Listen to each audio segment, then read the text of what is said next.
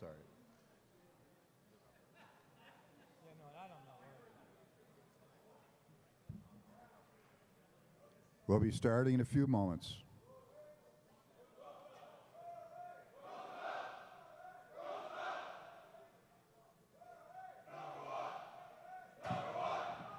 Hello. Okay. Remember how they used to come in and show up on Testing. you want to keep it this way or you want to There we go. move it more? There's something to think about.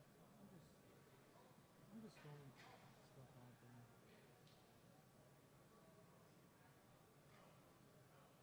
Well, I think like on grade.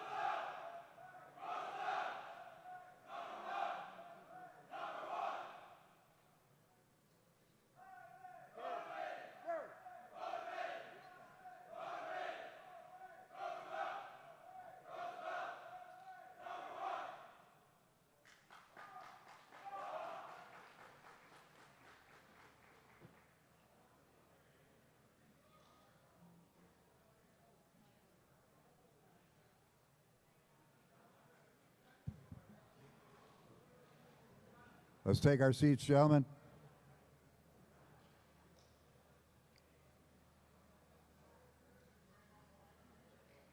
(9:15), we like to start promptly.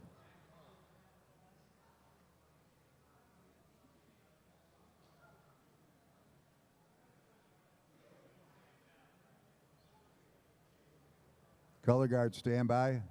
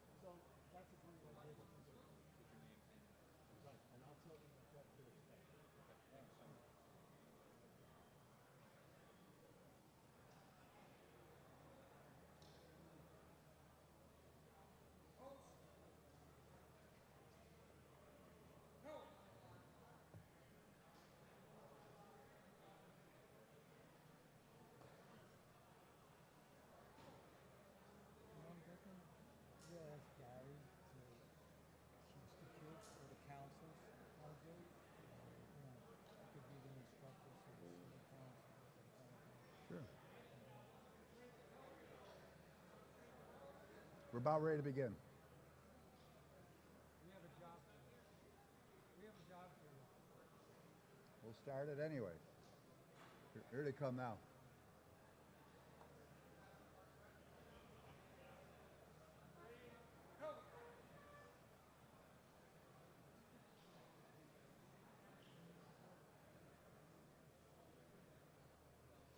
Good.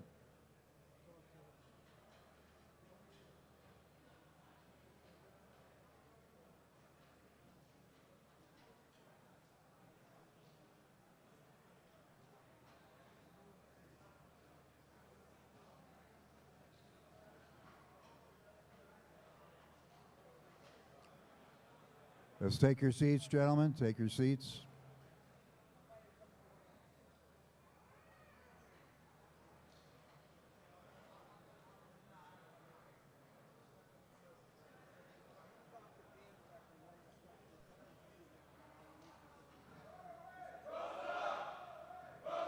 That's his job.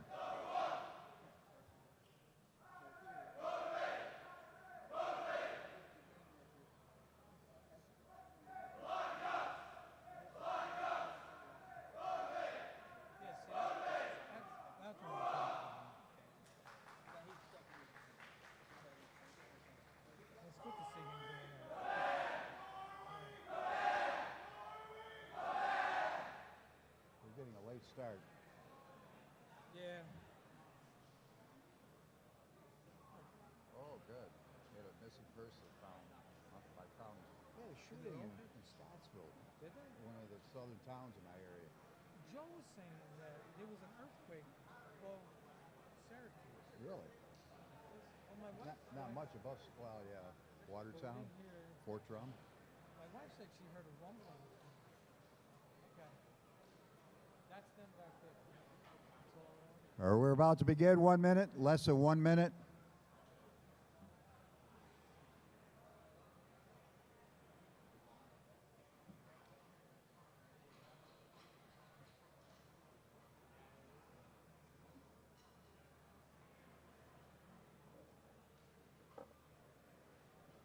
I'm going to drop the gavel.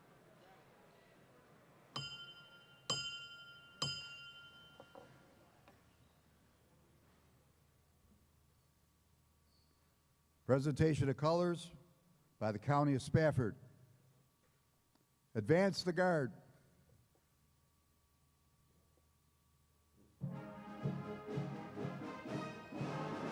Hand salute.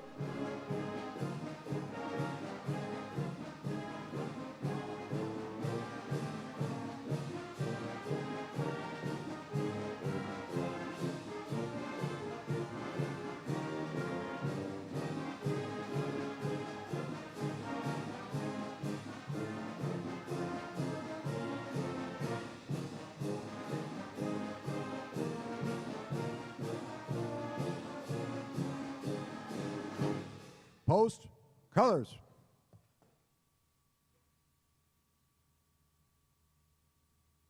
Two.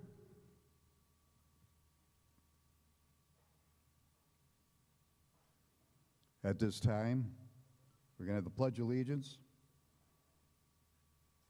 by Peter McGullough, County of Shriverly, City of Solis. Peter?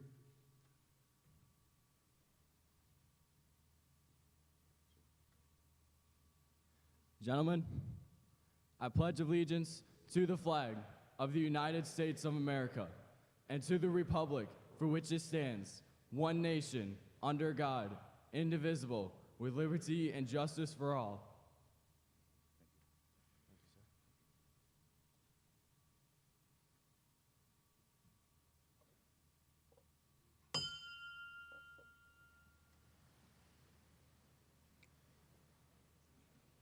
Since it's a Boys' Day at this time, I'm turning the podium over to your moderator, Nicholas Plaka. I didn't kill it too bad, did I? No, you can ask. It's all yours, sir. Welcome. I just want to say thank you to all the counselors for this opportunity, and thank you all for being here. I promise to be unbiased in my duty and work not for the benefit of one party, but for the Boys Nation as a whole. An announcement to make: anytime the band plays, the audience may stand and stretch. Now at this time, would the police and sheriff escort the candidates into the hall?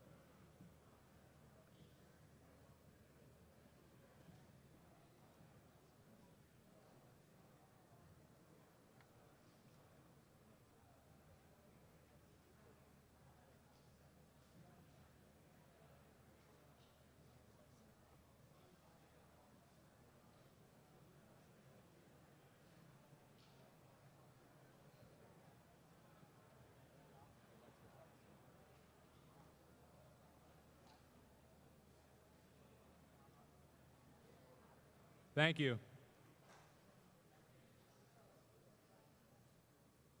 Will the lobbyists please make their way to the center of the front of the room, announce your name and your number. Thank you. Oh, you may be seated.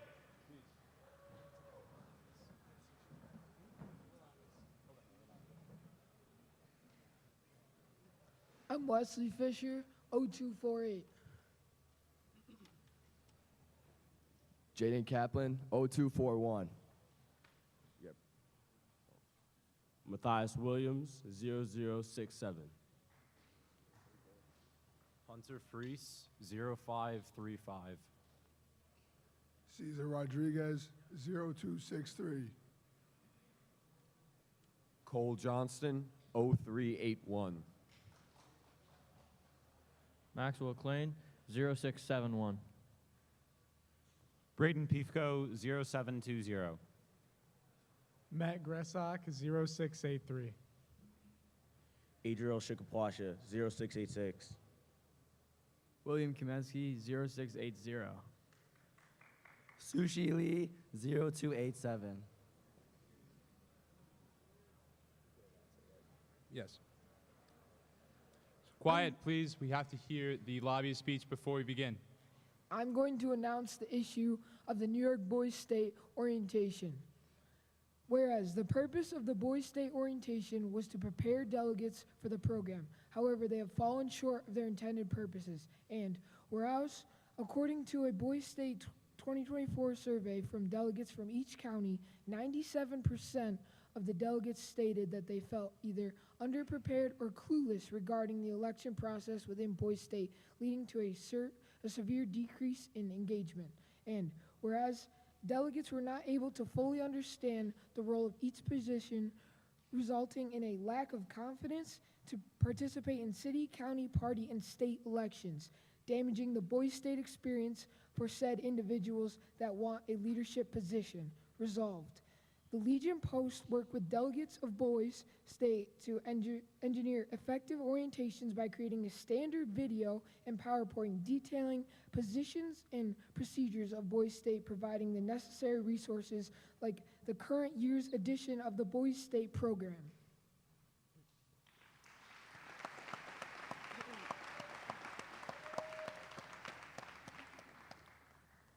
Good morning, gentlemen. As you may have heard, 97% of us across all counties felt underprepared as they stepped into this program. How many of us play high school sports? Please raise your hand. All right, that's good to see. Now, the 3% of us who felt prepared here in this program, stepping full onto it, is the same percentage as the number of people who make it to D1 football. Who plays football? There you go.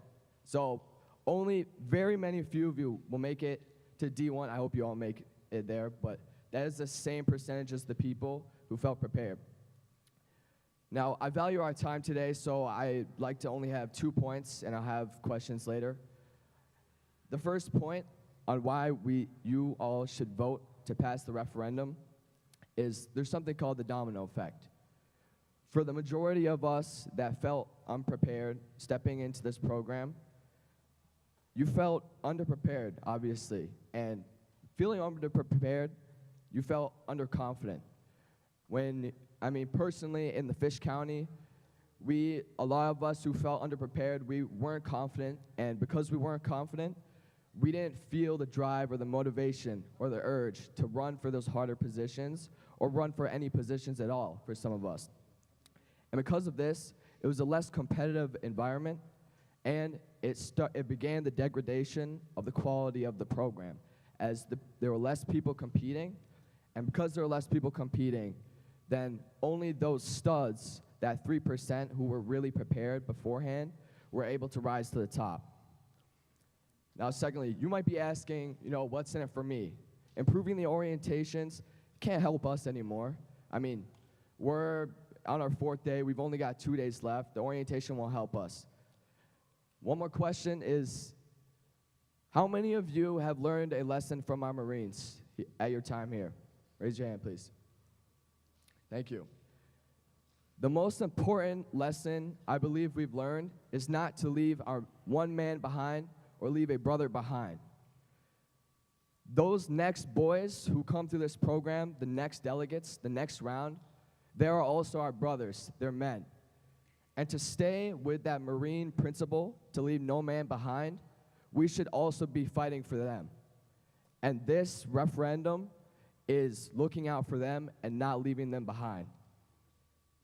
Thank you very much.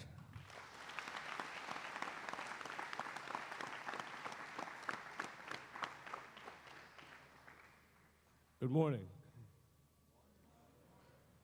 So to begin, I believe I should start off with the fact that I personally do not oppose this proposal, but I understand that all debates and argumentative issues must have two sides for them to be developed. Now, the biggest issue regarding the improvement of orientation in this way is that giving delegates too much information makes it difficult to differentiate the people who took on the responsibility of being ready for Boys State and the people who believe that they were here by mistake. In other words, it would be more difficult it would be more competition between positions, especially a position as great as governor. So by a show of hands, before you came here, who planned on being governor? Not many of you. Now, with this plan in place, it would be much more difficult for you guys to run for governor, as more people will be much more prepared for Boys State. Thank you.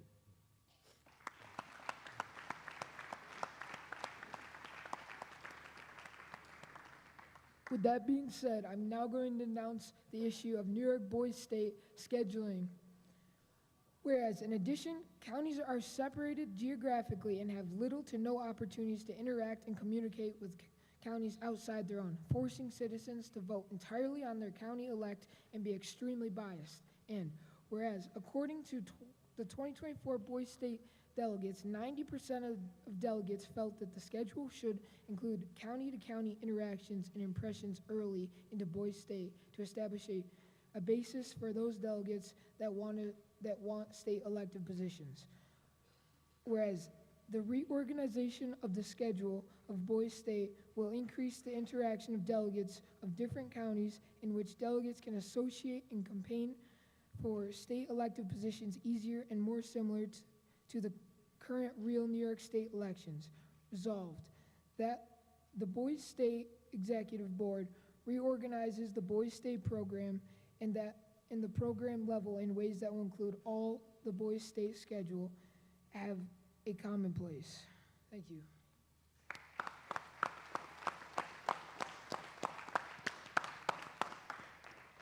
All right, good morning.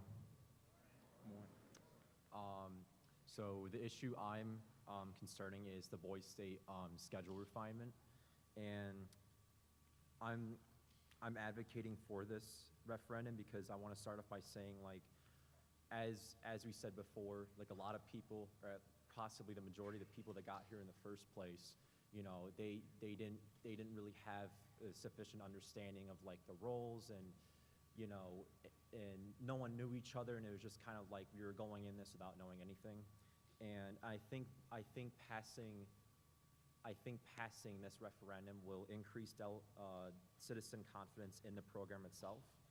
And I also want to say, like, that this is also going to foster social connection, you know, with our county-to-county integration activities. I think that's going to make a lot of people feel better, and that's going to help a lot of people adapt better to their new environment that they're going to be in. And then another reason I had was that this is going to enhance their knowledge on, like, civic engagement, while at the same time imitating a more accurate version of state politics, and I think that's really important. And I just want to also say, like, in general, this is going to help, like, I feel like this referendum is going to immensely help, like, your social working skills and your ability to, like, you know, converse and interact with other people and, you know, make new friendships and memories. And that's, you know, one of the primary goals of Boys State, right? So, thank you.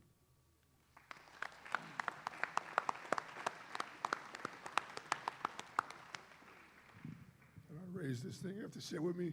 My voice doesn't sound too good today. Been too dialed in with these conventions and PT. My bad. I do support this referendum, but I also understand that in order for something to truly be good, you also have to understand the cons that come with it. Like he said, county integration and scheduling change. In order to have county integration, that would have to possibly take time out of our free hour and athletics, which would be unfortunate because I know a lot of people here, like he checked earlier, are athletes and sports are fun. Everyone likes playing sports for the most part here. Another point would be tradition. Boys State has been going on for 86 years. I haven't heard of any scheduling change in the past, so why do it now? Besides that, those are only two cons that I feel like are genuine good cons. Besides that, I support this referendum. Thank you.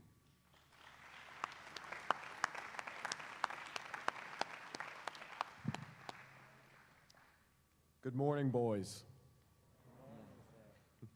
We have the resolution for increased funds towards the addition of oysters in New York waterways. Now, before we start, I want to show a show of hands who here fishes. I want another show who here swims in any of the waterways throughout New York. That's a lot of us.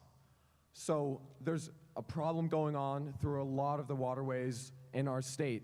It's nitrogen pollution. This is caused from an influx of nitrogen due to many sewage system problems, fertilizer runoff, and others. It leads to fish kills, decreasing the populations. It also causes a lot of other problems, killing off other species in our shores, red tide for a lot of the areas, allowing us to not swim in a lot of them. And oysters are one of the solutions. They filter through 50 gallons of water a day and are able to store 3 grams of nitrogen into their shells and get it out of the waters. So now we're going to start with the referendum. All right. Good morning. Is everyone good?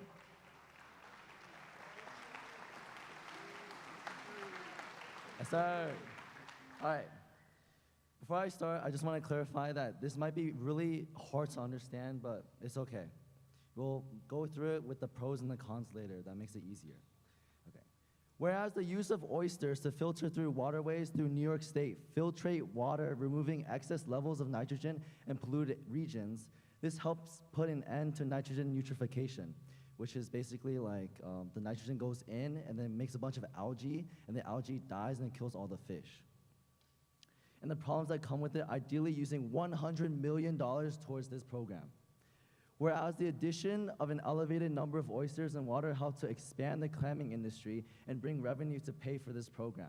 The Long Island clamming industry alone brings $30 million annually, just oysters. Additional revenue from expansion in the clamming industry due to this program will help pay back this project in 3 years, about. Whereas the decreased dissolved oxygen levels of high nitrogen polluted areas is being fixed from this project that is currently in place, allowing more aquatic species to reoccupy the waterways the species used to thrive in. Think about it. If you're in a lake, right, you want to see more aquatic life. Maybe oysters is a solution.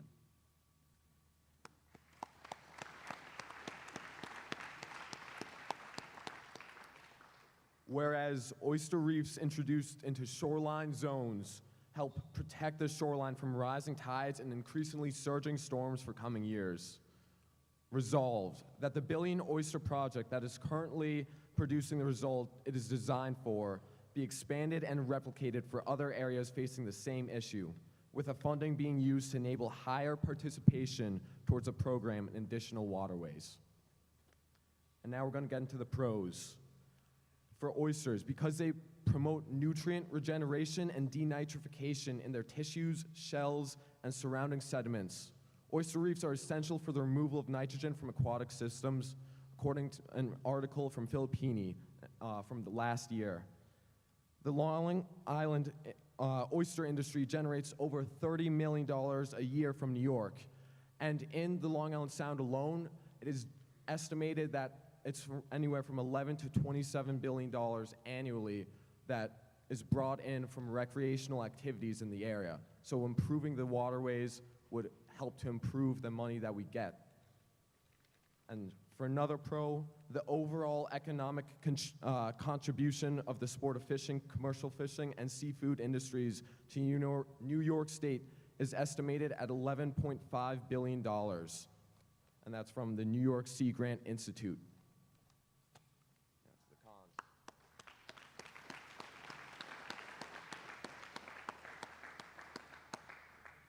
To clarify, the cons are just to emphasize what we're looking for. So even though we produce results, we also need to know the details that hinder it as well.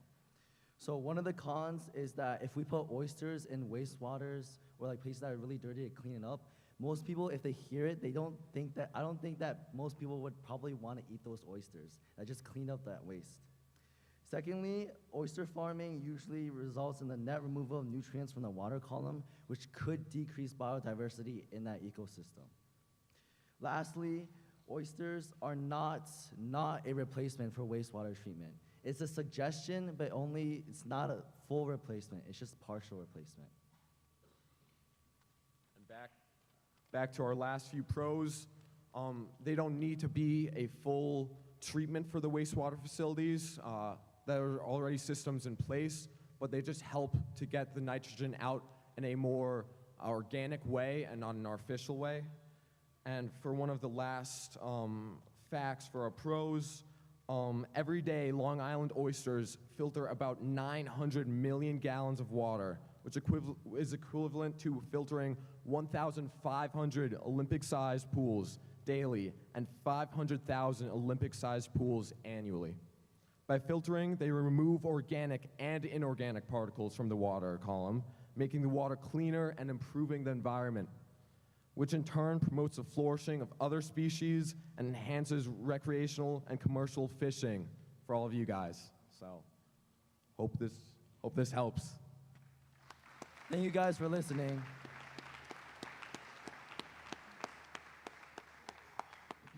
Good morning. All right, so our proposition is to change the Regents to a more subjective format with more diverse testing options. Starting off, how many people here took a Regents? All right, next question. Are you guys pro vertical farming or no vertical farming? That's what I thought. All right. How many people here don't like the Regents that we have to take? Fair amount, right? How many people would rather take something in a more hands-on field, like auto mechanics, carpentry, maybe you want to go with electrical? All right, what about stuff like that, right? Why don't we have those options? Because we've been taught that we need to go along with these standard testing options. We need to know English, math, science, history. But that's not all there is to do in the world, is to learn about what. You don't need to know the main idea of where the red fern grows, like, for life. So, our proposition is to bring a more diverse testing option with more hands-on fields into the world. Whereas, the institution of a wider range of Regents examinations is implemented, requiring the same number of tests, 5, to graduate, but offering a different range and more hands-on fields to establish a degree of variety for test options, a preferable pathway to get to graduation, and an easier route to success, using somewhere between $40 to $80 million. Whereas the Regents are viewed more as a test for teachers rather than students. The grades are seen as more of a, how is your teacher teaching, rather than what is your learning experience. Whereas classes struggle to teach for preparation of exams. Retaining knowledge is hard. I don't know about you guys, but it was a little hard for me to remember the stuff we learned at the beginning of the year for the chemistry Regents at the end. That was not very fun. All right, next up, whereas Regents are a requirement for graduation is less effective now than it was 5, 10, 15 years ago. A kid who is a A+ student who gets 90s to 100s on all of his classes, but isn't the best test taker, he gets, say, 80 to 90 on the test, that's not very good for his graduation success chances. It puts a dampener on his grading, and it makes it harder for him to be accepted into college. Went away. All right.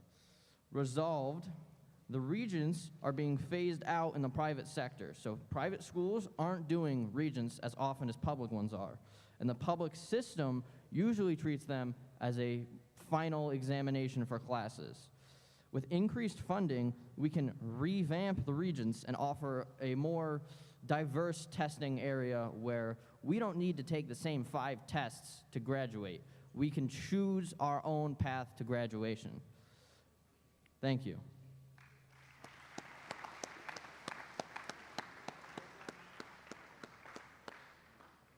So, I'm going to start off with a little story.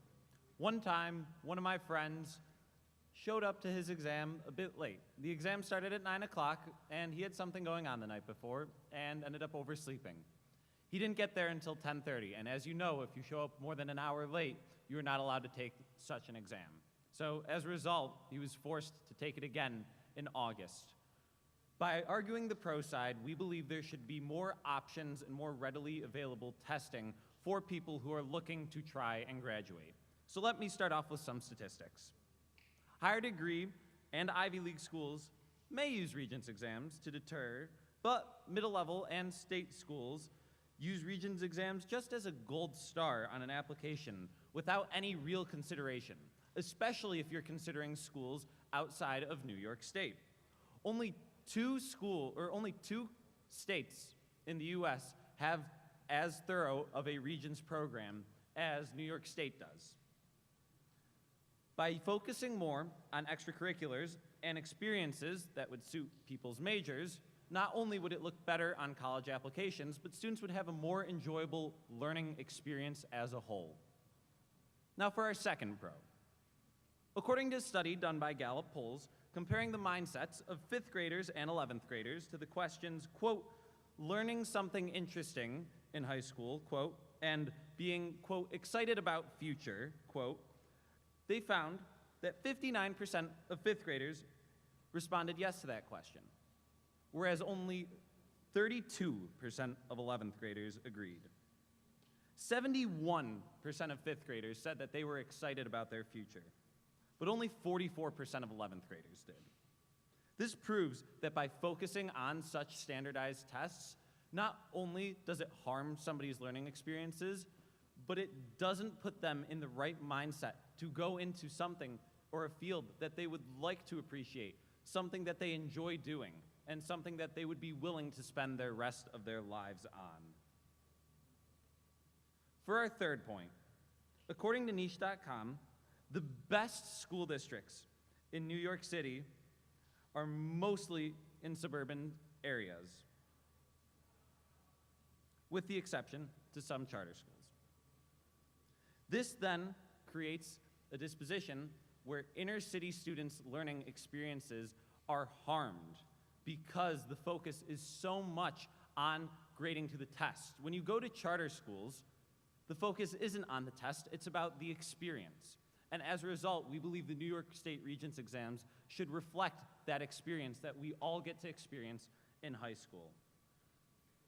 Students who are encouraged and excited and engaged in what they're learning are 2.5 times more likely to say that they do well in school and are 4.5 times more hopeful and positive about their futures.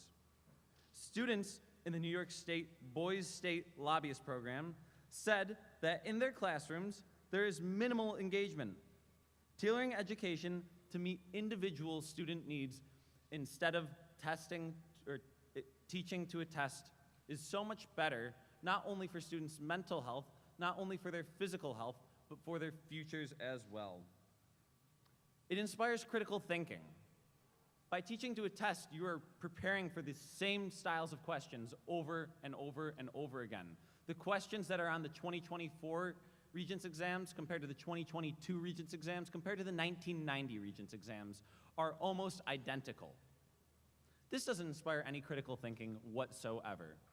By focusing on more broad overreach and by changing the New York State Regents exams, we would include critical thinking and we would force our students to engage with their learning, getting them more active and more prepared for what they need to learn and what they need to do to succeed in high school.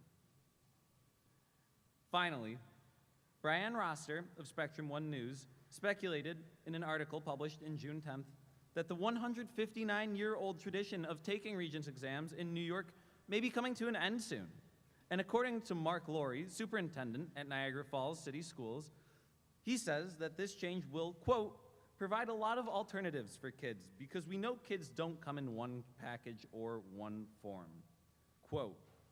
And the first step to changing this would be, quote, adopting the New York State portrait of a graduate, quote, which instead of teaching them to a test, assesses a student's readiness to graduate. And that is why we believe that the New York State Regents exams should be changed to be more all-encompassing, more inclusive, and more welcoming for all high school students taking those exams. Thank you.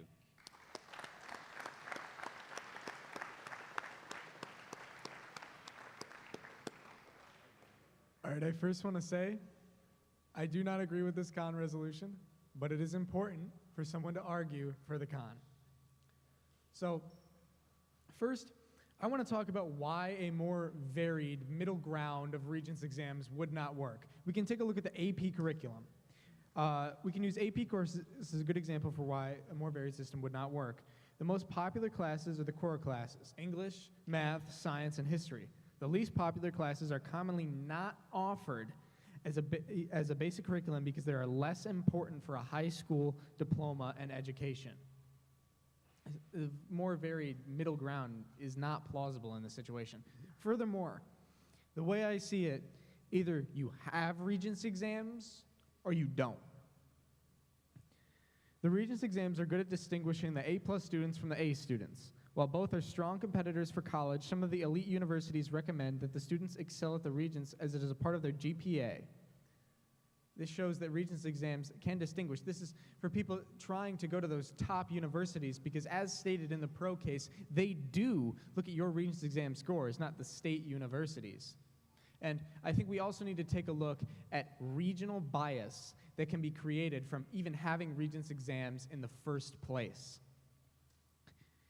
As stated by the pro case, many of the more wealthy school districts in New York State are in the suburban area, and inner city schools don't have the kind of funding for programs in other sort of Regents exams like psychology, metalworking, any sort of Regents exam you could dream up. It's not plausible because they don't have the money. And if you want to fund more, where is that money going to come from? Are they going to raise your property taxes? Are they going to have more income tax on what you make, take more out of your money when New York State is already the third highest taxed state? It doesn't make any sense. Similarly, through the fact that these schools do not have these programs, if you offer a more varied Regents exam option, these schools will only really be able to have math, science, history, and English, and maybe some foreign language. Now, these students may not be the best at those. They may have the option to go into something that they're really interested in doing and are actually really good at when they may not be the best at math or English, but they're really good at, like, carpentry. It doesn't make sense. This would also hurt their chances to move up in the world because many of these students live in poverty or are poor themselves. And when Ivy League schools, which often have a higher starting salary for every given major than state schools that don't look at the Regents exams, they would have a harder chance of getting in because of the Regents exam curriculum. I negate this resolution. Thank you.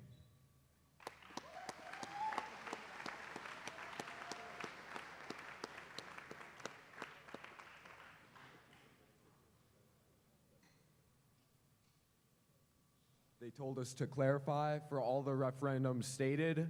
If you support them, you vote yes. If not, no. So for ours, if you want to support getting rid of nitrogen pollution and helping your fishing and swimming, you'd say yes. And if not, say no. I want to thank all these lobbyists one more time. These have all been great proposals, and I'm sure we will all think clearly on these in the coming election.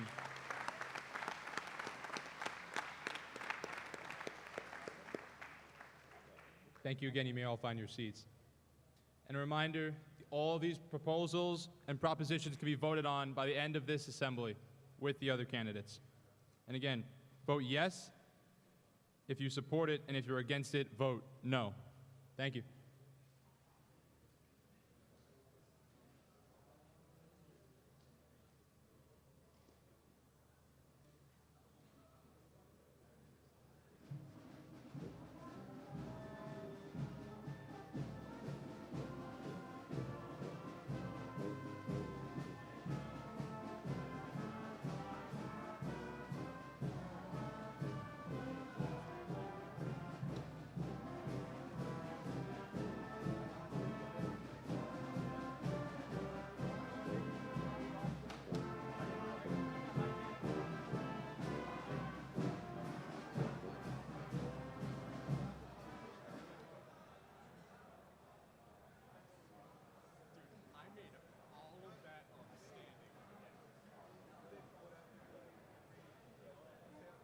Okay, I would like to have everyone find their seats, and then we will continue with the coin toss. Let's keep this moving, guys. Let's have everyone find their seats.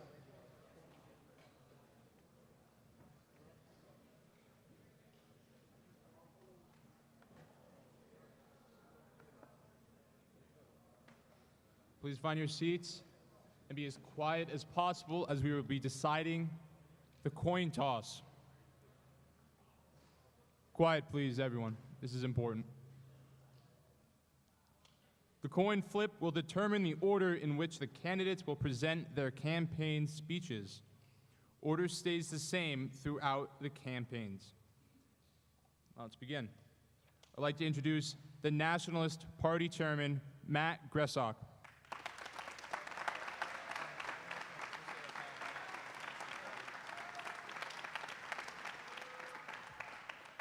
Hi, I'm Matt Gressack, Nationalist Party Chairman. Go Nationalists! Yes, and now we have the Federalist Party Chairman, William Drews. Gentlemen of Boise State, can we please have our candidates stand for this? Everyone stand up. And Federalists, let's hear it for your candidates! Let's hear it!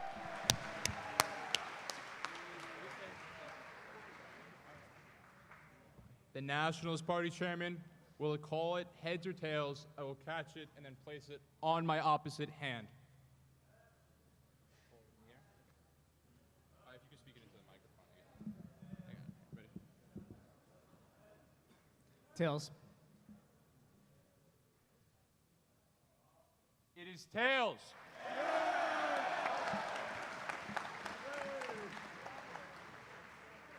Please. We will go first speaking. Now, the Nationalist Party will give the first pick in all campaign speeches, starting with the party platforms. At this time, the parties will present their platforms, starting with the Nationalist Party.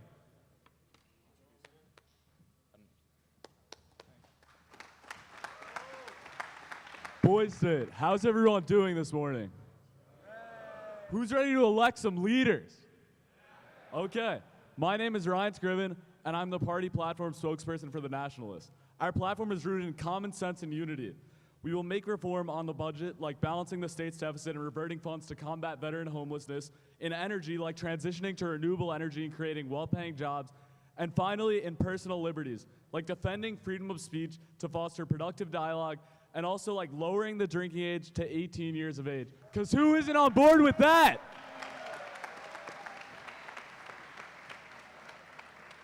Now, I have a question for everyone here.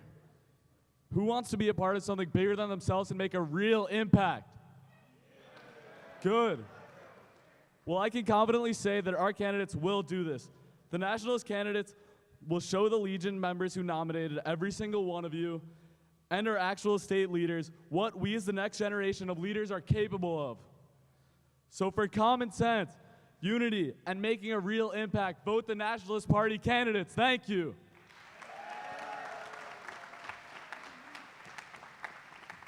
Thank you, very nice.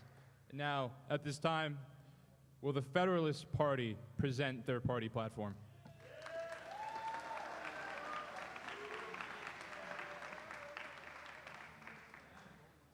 Good morning, gentlemen. First off, I want to start off by stating the Federalists are a party of just and honest people, and we swear to live by the motto, by the people, of the people, for the people. And as such, our four main topics: we plan to reduce carbon emissions, we plan to provide more access to health care, we plan to provide better funding for education, and we plan to simplify the tax system. We want to switch New York over to more sustainable, renewable energy, like nuclear energy. We will build more nuclear power plants. We want to increase public transit. We want to integrate public transit into cities and urban areas. And we want to reduce residential zoning, which will increase walkability of cities and urban areas.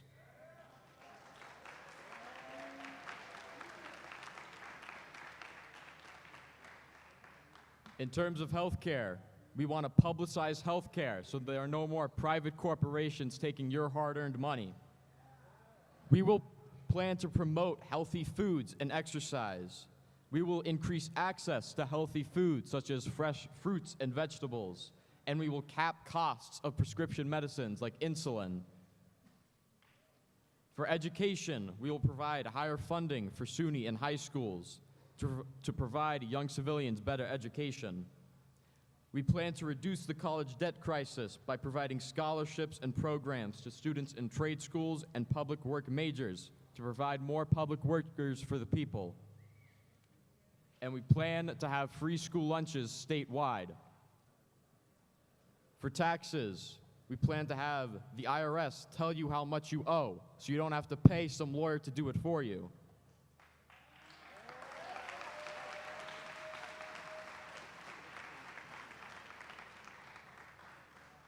We plan to allow state taxes to be paid online, so you don't have to bother with mailing them in.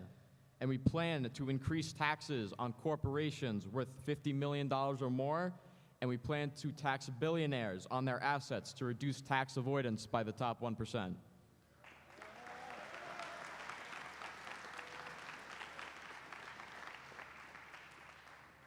We also want to allow sentences of death penalties to perpetrators of sex crimes and mass murders, to provide justice.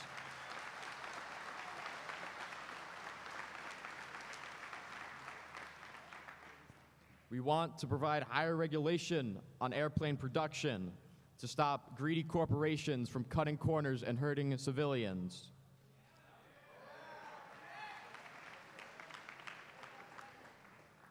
And we also plan to legalize dueling to reduce stress on the court system.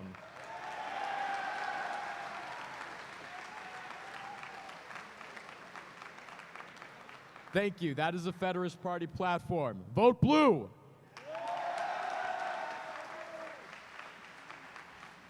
Thank you, Party Platform Chairman. Now we will begin the speeches for candidates for justices of the Court of Appeals. Now there will be 14 candidates up here giving their speeches as judge. So I highly recommend that you take notes of each candidate, their name and their number, and also how high you would rank them. Because every delegate here has 7 votes, a maximum of 7 votes that you can hand out to candidates. Okay, now each party chairman will announce their candidates for judge, starting with the Nationalist Party.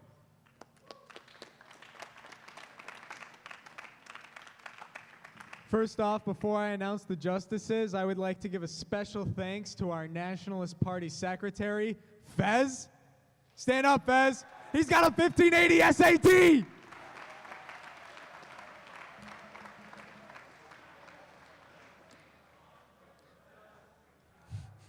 All right, now for Justices of Court of Appeals.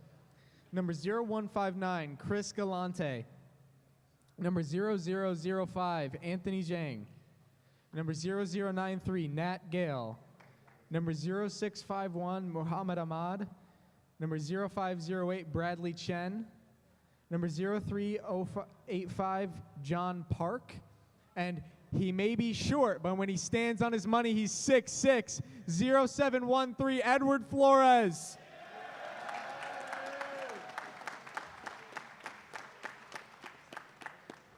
And now the Federalist Party chairman will present the judges for the Federalist Party. Here are the judges that you elected last night, or 2 nights ago. Joe Kim, 0608. Peter Shumagala, 0388. Flynn McDonald, 0028. Thomas Irons, 0682. Thomas Fernandez, 0342. Tino Castaneda, 0507. Ryan Paleta, 0234. Give it up for your judges, Federalists.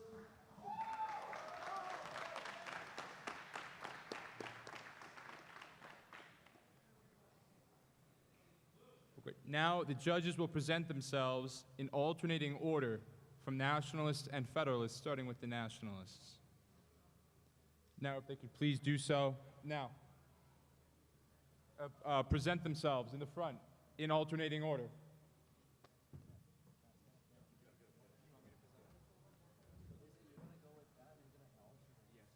We can go 1, 2, 1, 2, 1, 2. Good? Our first candidate for the Nationalist Party. Good morning, boys!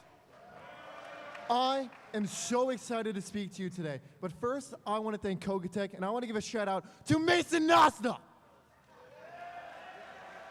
Now, today I'm going to tell you what to do and how I'll do it. But first, what my priority is beer. If we can fight for our country at 18, we can have the time of our lives in our country at 18. After a hard day of work, after a good day in the weekend, we deserve to cool down and have some beer. Now, I will enforce this in 2 ways, by using law and unity. I will use the exact same law that has made our country the greatest country on this planet. We will dominate and we will have fun. Now, unity. Unity is easy because we are already unified. We are all New Yorkers. We are all made in the image of God. And we are all Americans. Now, I know that we are unified, and I know there might be issues, but please trust me, and don't stop believing.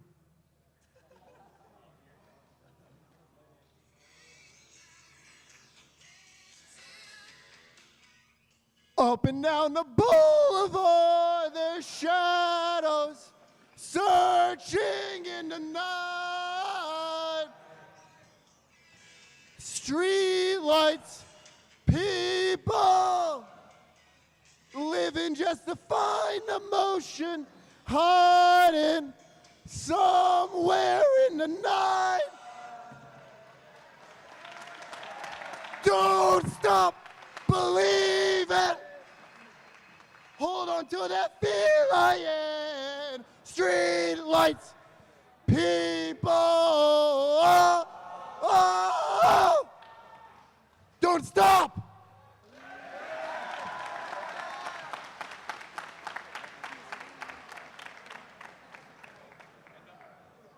Oh, 0159, Christopher Galante.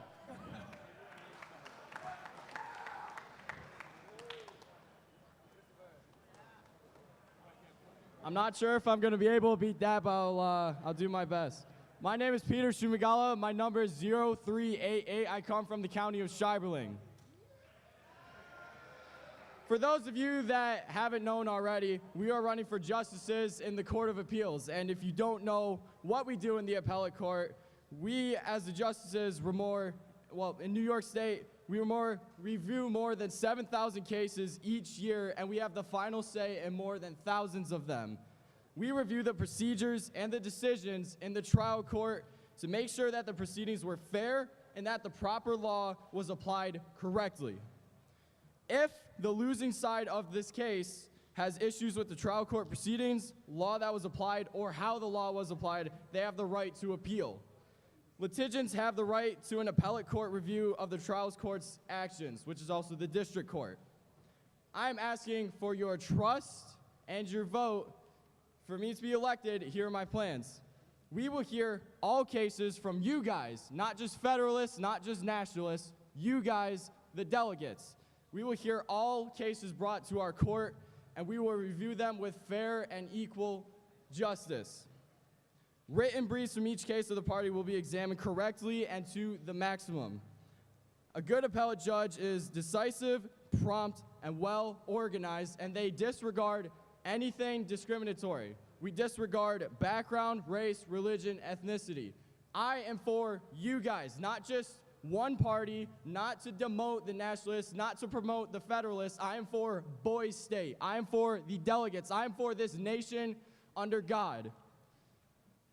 Cases include the most contentious issues considered by the federal judiciary. Some of these are examples: freedom of speech, freedom of religion, search and seizure, right to counsel, protection under the law,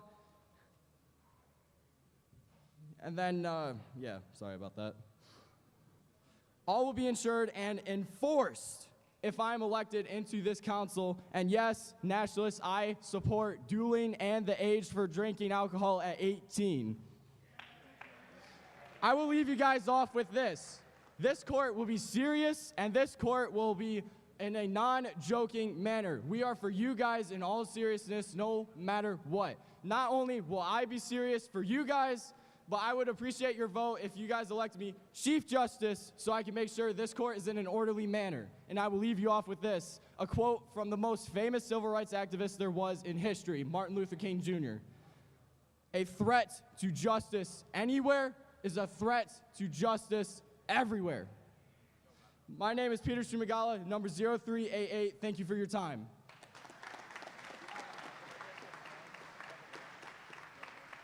I just have to I would like to keep talking to the most minimum possible. You'll have a chance to talk about the candidates when the music is playing, but please, while we're hearing the speeches, let's try to stay as quiet as possible. Thank you all so much.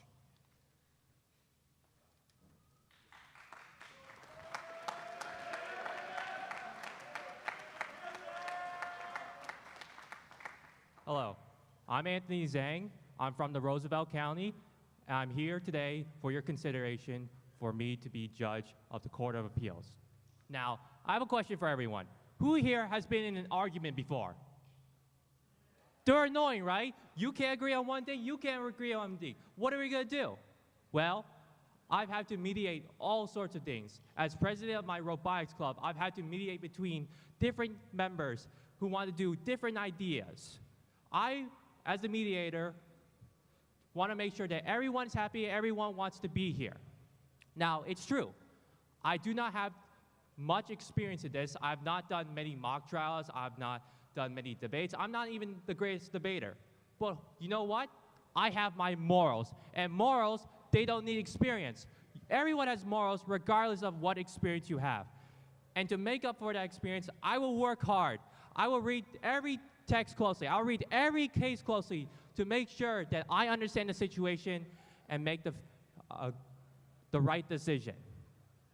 For example, in the penal code, when they're describing how do you recognize someone in the caucus, they use the name Senator Jones. And then during the procedure for criminal, they use the name John Doe. Now, to prove my morals, I present you this. Who here knows the trolley problem? All right, so it's basically, there's one guy on the track, there's 5 guys on the track, and there's a lever. If you pull the lever, you will run over the 5 people. If you don't, you run over the 1 person. You know what? Both of those choices aren't right. I will let the first wheels go on the first track and then pull the lever to the other wheels go on the other track, so that way it does not kill anyone.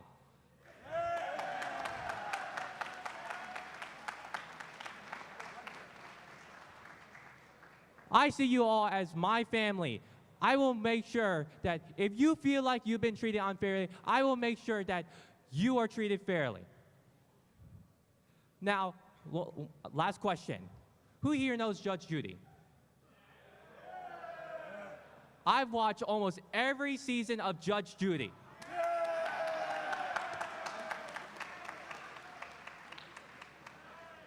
Now, I'm not the greatest public speaker. I've stuttered a lot. But you know what? My stutters mean nothing to my morals. I'm Anthony Zhang, number 5. Let's get this going with a bang.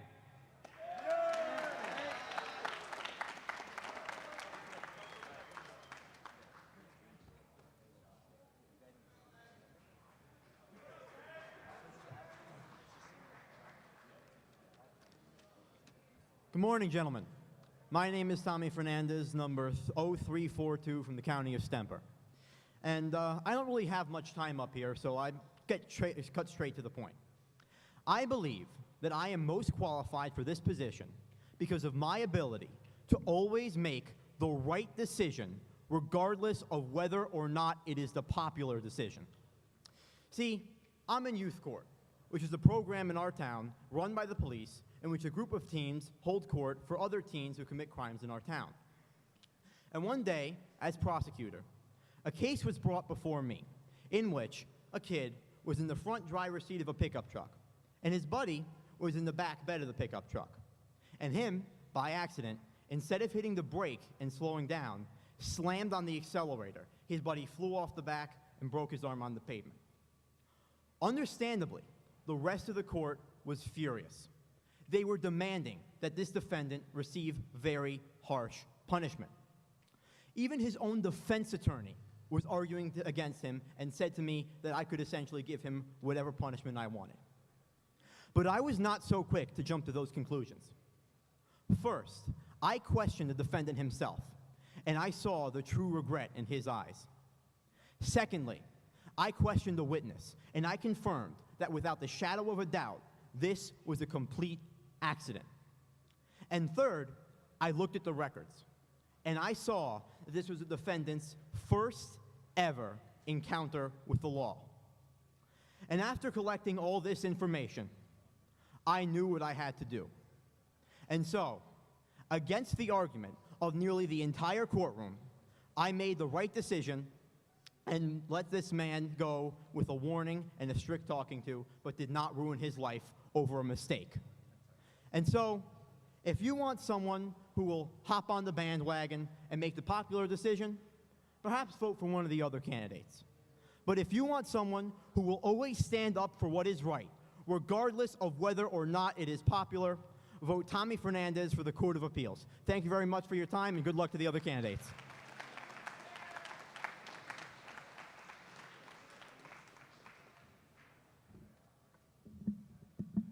Good morning, Boys State. My name is Nat Gale. I am from a small town right outside of Syracuse called Cazenovia, and I am representative from McNeely County. My Boys State number is 0093, and I believe that justice is more than a simple verdict or dishing out a punishment.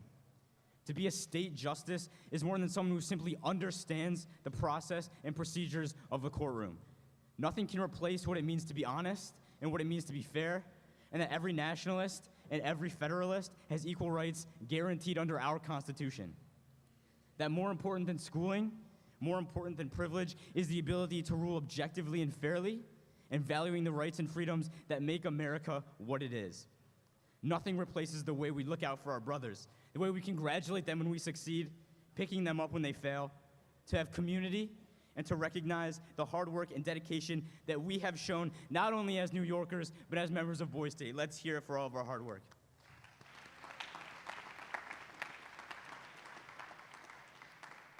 Now, Gandhi said that the future depends on what we do today. We have the power to make decisions today. We have the power to not only write our destiny, but to write our own future today. Vote for someone who is more than a judge, who will just sit idly alongside. Vote for someone who does not take the path trampled by everyone else. I am someone who is not afraid to fight for what I believe in, and I am someone who firmly stands behind the court system of America and the freedoms that make America, America. I will write a better boy state for a better future. Thank you.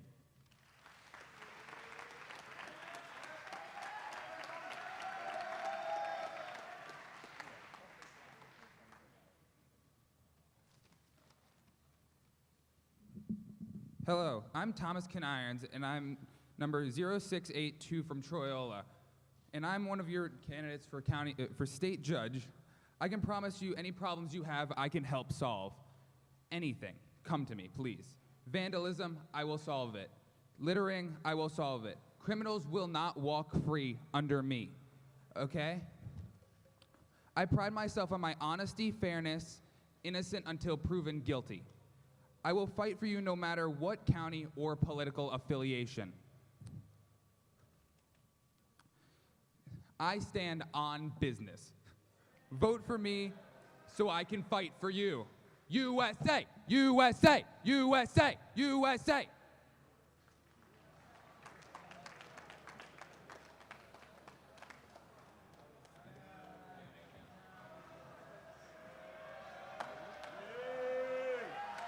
Order in the court. Order in the court. Hi, I'm Mohammed Ahmad, 0651. You can call me Mo, and I'm from Spafford County, Nationalist Party. And I'm here before you as a candidate for the Judge of Appeals, or as a candidate of judge for a Court of Appeals. I could say vote for me because of the positions I hold in my school, like captain of the varsity masterminds team, leading them to the first states in our school's history, delegate of the year in Model UN, or being a part of the Envirothon team that's gotten top 3 in the states for the last 2 years. Or I could say vote for me because I've seen every criminal justice show like Judge Judy, Suits, and Law and Order. So I know my way around a courtroom, and I have an extensive background in history, so I know about the judicial branch and your constitutional rights. Or even because I have 2 younger brothers at home who fight over everything. So on a daily basis, I'm resolving conflicts, making sure that laws created by higher authorities are followed, and making unbiased and good decisions for them. But the most important reason that I think I should be elected is because when I look out there, I don't see 20 cities, I don't see 10 counties, and I don't see 2 parties. I see one state, under God, indivisible, with liberty and justice for all. And I believe in that state. Do you guys believe in that state too? I didn't hear you. Do you believe in our boy state? So I hope that state believes in me too, because 0651, he can get the job done. So vote Mo, and I promise you, you'll get more liberty, more freedom, more money, more justice, and last but not least, more equality. And I'll leave you with a quote from Harvey Specter. It's going to happen because I'm going to make it happen.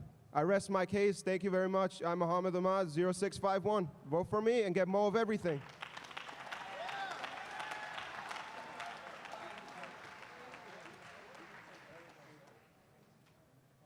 All right, how we doing, Boy State? My name is Phil McDonald. I'm 0028, and I'm representing Roosevelt County. My motivations for running to be one of the justices in the Court of Appeal is because I live my life by a simple motto, man for others. What that means to me is not taking the easy route. And for me personally, I say there's no greater good than a man could do, but dedicate his life to the service of others. When I look out into this crowd, I don't see a bunch of numbers and Boy Staters. I see human dignity and creation in every single one of your eyes. And as judge, I will make sure that I fight for each and one of your human dignity, if it's tarnished, if it's broken, if it's anything, and we'll fix it because we're better than united than divided. When I look behind me and I see this flag, it reminds me of the freedoms that our veterans have fought for. And as head judge, I'll make sure that as Boy State, we establish those freedoms and we honor them for the people who made the ultimate sacrifice for our country. Our Pledge of Allegiance ends with the words, liberty and justice for all. And if I'm one of your justices, I'll make sure we fulfill the for all part. Thank you. Roosevelt County.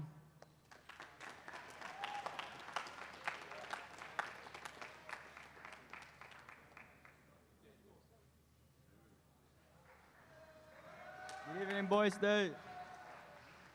Hello, my name is Bradley Chen, and I am currently representing Wong County, and I'm running for the Georgia Court of Appeals.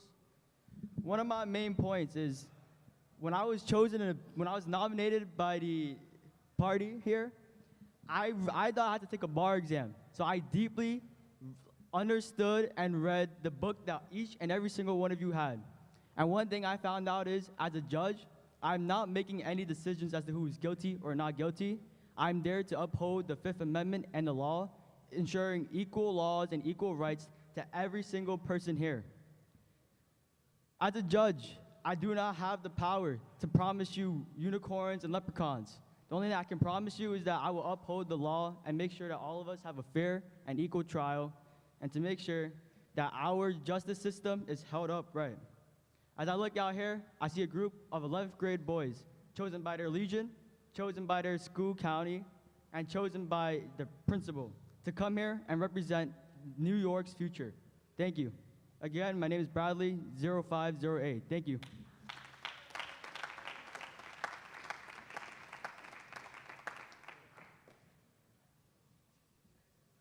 Good morning, gentlemen of Boise State. What's up? My name is Santino Castaneda, number 0507. I'm a part of Wong County, but it does not really matter because we're all equal here, all right? Nationalists, Federalists, I think we're all equal. But I don't really have much to say, so I'll keep it sweet and simple. Here at Boise State, I believe that every citizen elected for a position happens for a reason. The other citizens put their trust in that one candidate to do their job correctly. Trust is a very important role when it comes to elections. I believe that you should put your trust in me to be one of your 7 justices of the Court of Appeals. I have been given the opportunity to job shadow at a few court cases to evaluate how a judge does his job correctly, and also how he makes his just rights and fair decisions. I'm sure I could do the same here at Boise State, and I thank you for your time. Santino Castaneda, 0507.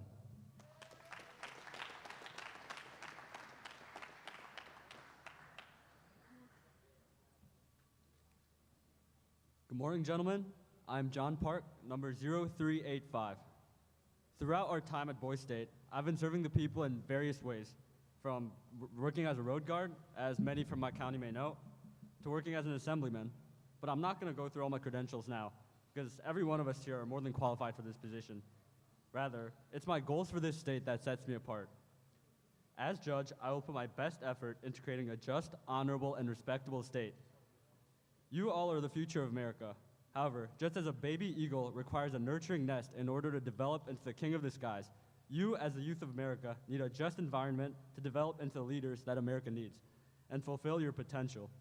It is my goal, responsibility, and mission to create this nest of honor and dignity for you delegates to develop into the eagles that will lead the America of tomorrow. I will create this more just environment by forming an unbiased legal system. All effort will be taken to ensure that race, gender, and background does not influence the decisions made by the court. In addition, the court will work to ensure that the punishment of appropriate severity is handed out for crimes. This will ensure that crime is eradicated before it can spread to an uncontrollable level. Violations of the Constitution will be, without exception, sent to the Supreme Court. My name is John Park, number 0385, and thank you for your time.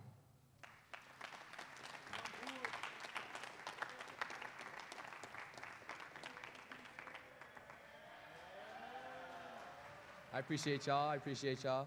My name is Joseph Kim. I'm your average Joe. I'm from Spafford County. I represent the Federalists. I'm originally from Long Island, and I grew up in Queens. Anybody from Long Island or Queens? All right. So if you're from that area, you may know that there is quite an amount of gang violence, especially in Queens and in the city. And unfortunately, a certain amount of my friends have been involved in types of gangs like that. At the young age of 18, one of my best friends ended up in jail, and that's where I grew interest in civic empowerment. I took an internship which allowed me to shadow an attorney and a judge, and there I learned what it is to be fair and just. I believe that through the civic empowerment, I learned to represent us minorities. So I believe that I have the power to represent you guys. Any athletes out here that play football, lacrosse, or track? Yeah? Well, I understand your perspective, guys. I played all those sports. Met Monk, business clubs, anything like that? No? Well, I also was part of this club, so I understand your perspective too. I hope that you'll be able to help me turn my grudge into being the best judge. Vote for the best, vote for Average Joe. Thank you, guys.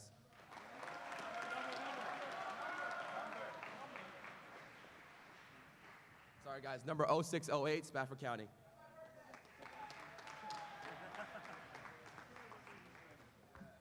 What's up, boys? My name is Edward Flores, 010713. I'm from Triola, Scott County. All right. So, I'm just here to get your vote. So, all right. So hear me out. First off, I'm just like you. I want to make sure our voices are heard. I'm committed to listening to your ideas and turning them into real change. Your vote isn't just about me. It's about us as a community, a place where we all feel heard, respected, and empowered. So if you want someone who cares about what you think, I'd be honored to have your vote. There's one song that comes to my mind that represents my situation. Feel free to sing along. You are my sunshine, my only sunshine.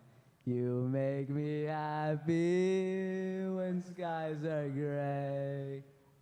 You'll never know, dear, how much I love you. Please don't take, oh, sunshine away. And I say this relates to my situation because all of you guys are my sunshines. Thank you. And just one more time, this is Edward Flores, 0713. Thank you.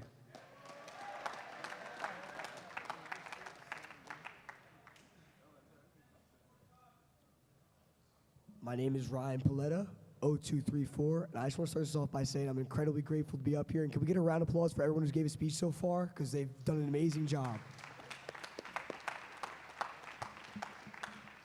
I come before you not as a politician, but as a brother to all of you. I think all of you who know me know that I'm here to help people, and I'm a just and fair person. I'm here for you guys. I could honestly care less if I win this, but I'm just here to help people. I enjoy helping people, and if I am elected to justice, I will do just that.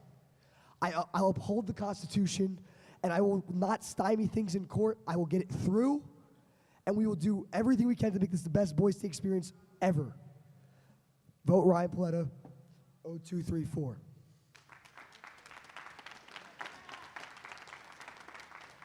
Let's give another hand to all of the judges up here.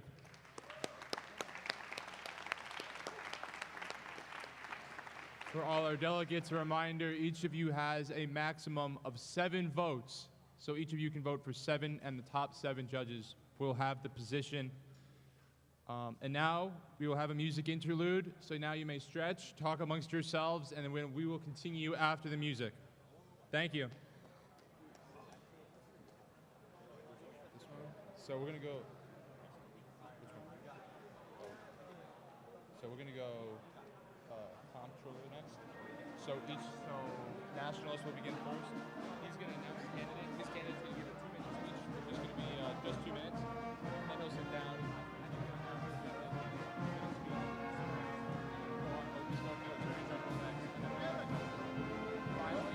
For the they requested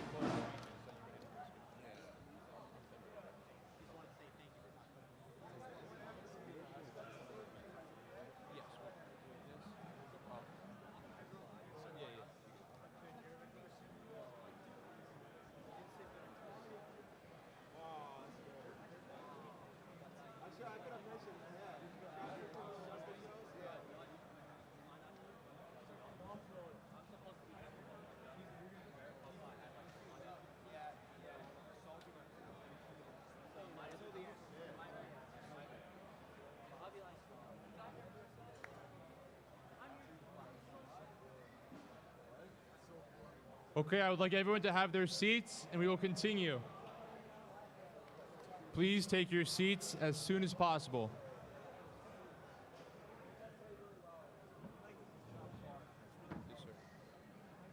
Gentlemen, need your attention.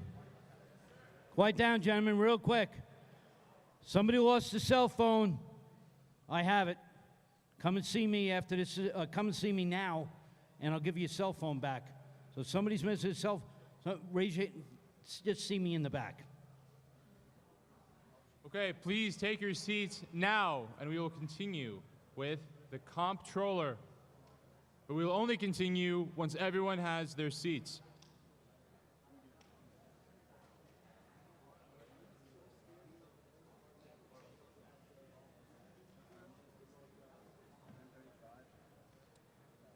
Please take your seats, all of you.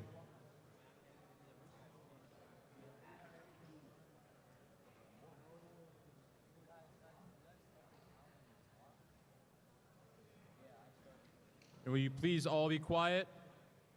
And we will get through these comptrollers now. Fantastic. Okay, will you please give a round for the Nationalist Chairman?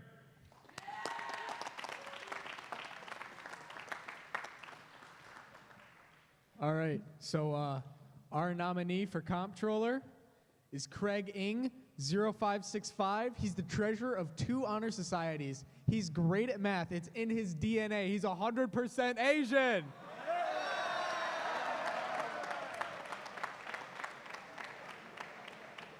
Even though he's Asian, he is an Irish step dancer who went to Worlds in Scotland this year. Can their candidate Irish step dance? I don't think so.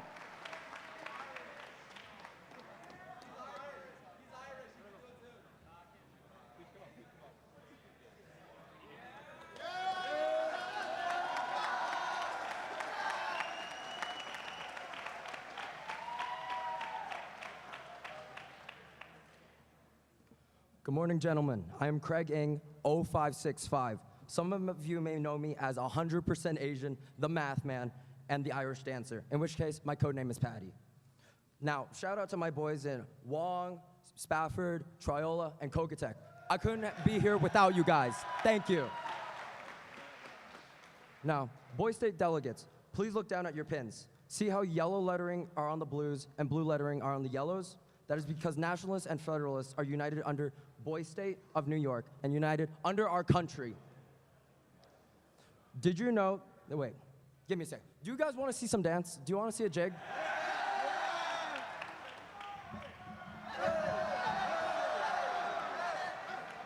All right. If I fell down right then, I would have gone right back up and continued. That is because everyone makes mistakes, but those that hold themselves with accountability, integrity, and confidence become strong men. Are you all men? Yeah, we're men. That's right.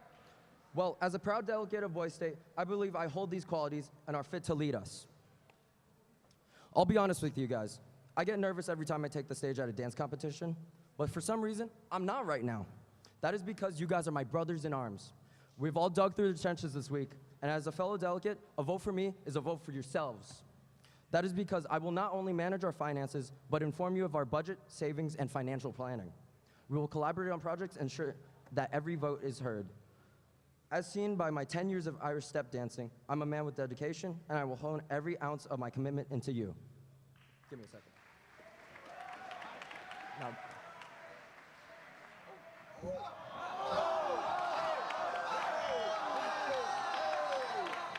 you see that dedication, guys? Now, that is my commitment for you guys. Now, let's get jiggy with it by voting 0565 for State Comptroller and success in Boys State. Thank you.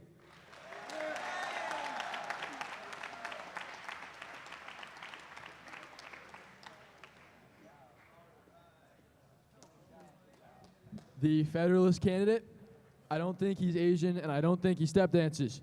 But please give it up for James Farley, number 0214 from the great county of Cocatec.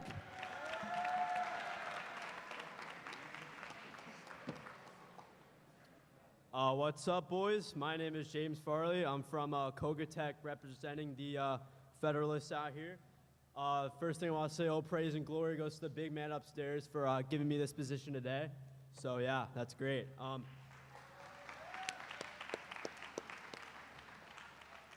That was some sweet dancing, my man. I'm Irish, but like I can't do that. That was pretty sick. So like, I was gonna say, I'm like a regular guy. I want to work for the people. I really love you guys. You guys are the boys. I want to work for you guys. I'm also pretty good at managing money. That's a career, I'm interested in and stuff. And, I'm president of a student life association. I kind of organize the budget for my school, so I have a little experience. But, let's be honest, who really cares what I've done? So, yeah, I'm going to leave you boys with one quote. I gave it to the Ferris last night. Life is like a sandwich, man. No matter which way you flip it, the bread comes first. So, yeah. Let's get this money, fellas. Let's go.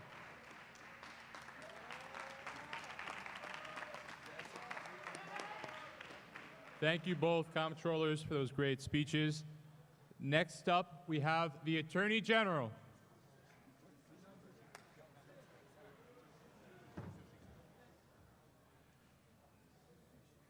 Next up for Attorney General from the Nationalist Party, we have 0287 Zinshu Sushi Lee.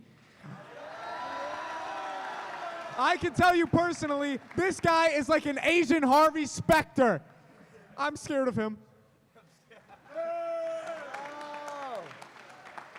All right, Federalists, raise your hands. All Federalists. Nationalists, raise your hands. I want everyone to shake your hands with the opposite party and respect each other. Right now. Respect you. Right now, guys. All right, quiet down, quiet down. Do you know why we respect each other, guys? It's because we're all homies. Yeah. Do you know what homies do for each other? We love each other. We respect each other. Is that right? Yeah. Now, as your Attorney General, I will defend you guys. Homies, watch their backs. I will be your attorney. If someone sues you, I will sue them back. Is that right? Guys, my name is Sushi. I'm part of Fish County, I'm nationalist, but most importantly, I'm your local homie. If you need me, just call me, and I'm right there. Yes, sir. To reiterate, I'm also a part-time lobbyist. If you need any new laws, call me up, I'm right there.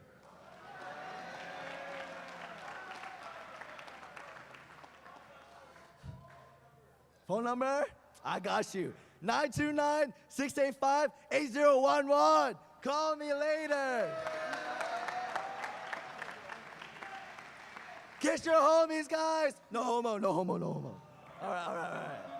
All right. My number is 0287. Vote for me.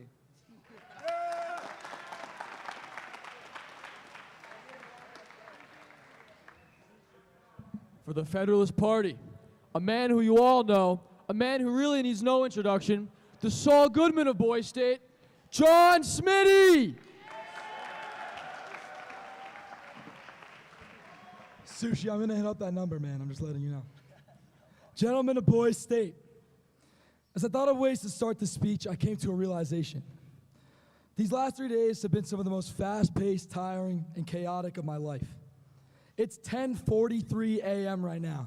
We've been up for almost 5.5 hours. I can't speak for the audience, but I wouldn't be up for probably another hour on a June morning. And yet, I wouldn't trade this experience for anything. All this hullabaloo has had a lot of positives on me, but I must say, it has distracted me from focusing on my own emotions and why I'm really here doing this. As I look around this hall, I'm so darn proud to even be a nominee. The people I've been lucky to encounter have been determined. They've been gritty, they've been caring, and they've been thoughtful. And the support and the fidelity that I have received has been unwavering. Fish County's now infamous sergeant told us yesterday that he told us something yesterday that I think I'd be a fool not to tell you all. He told us to do the right thing when nobody's watching. But he told us that there should be another part of the phrase which is never mentioned. Someone is always watching.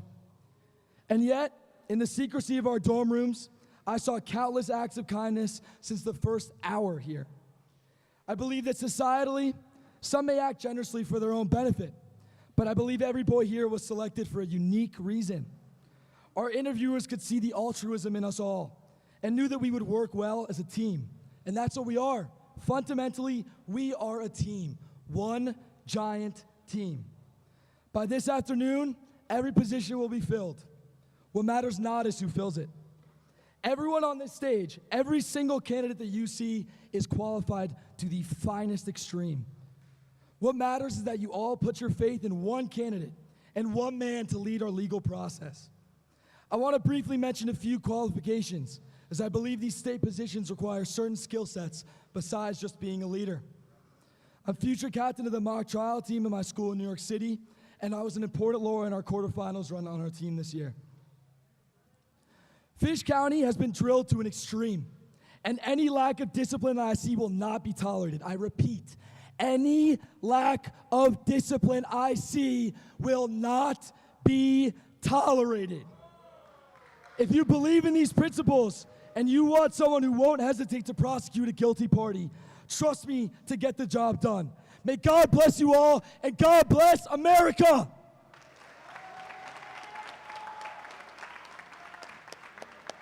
Some great speeches from both candidates, honestly, great speeches. Oh, we have your number, please. Attorney General, your number. My number is 0250. Also my phone number, 347-882-6226. Hit me up for any reason. Any reason. Do with that information as you will. Okay, last but not least, for this section, we have Lieutenant Governor.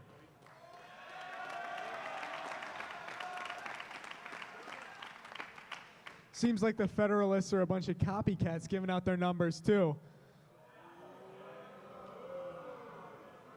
Next up, from the Nationalist Party for Lieutenant Governor, we have Aiden Moodley, 0211 from Cogatac County.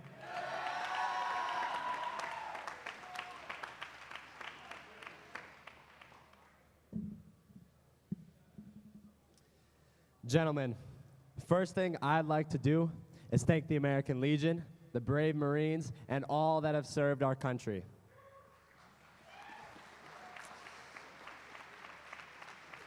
My name is Aiden Moodley, and I'm running for Lieutenant Governor. I'm the elect from the Nationalist Party, and I hail from Cogatac County.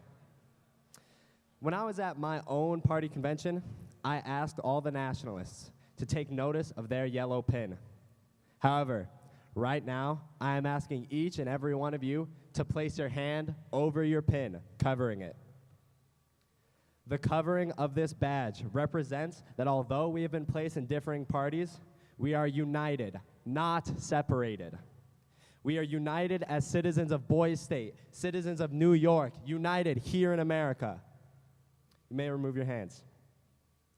I come from a South African family, both my parents immigrating here for new freedom and opportunity. However, in South Africa, from 1948 to 1949, there was an apartheid regime where segregation was legally built into the government. This separation made the people weak. It created conflict, violence, and hatred. Until the president, F.W. de Klerk, met with the leader of an opposing party, Nelson Mandela, and united to reach a common goal, the success of their people. They dismantled the apartheid and transitioned to universal suffrage. Being born here, I'm the first American in my family, and I'm proud to be here. I look up to these figures of the past, uniting conflicting sides, opposing viewpoints, and I strive to unite us, representing each and every one of you, no matter Federalist or Nationalist, no matter your color or creed, no matter your county, party, or city. Vote for the unification and betterment of your people, state, and nation, together as one in Boise State. Vote for Aiden Moodley, number 0211, for your Lieutenant Governor.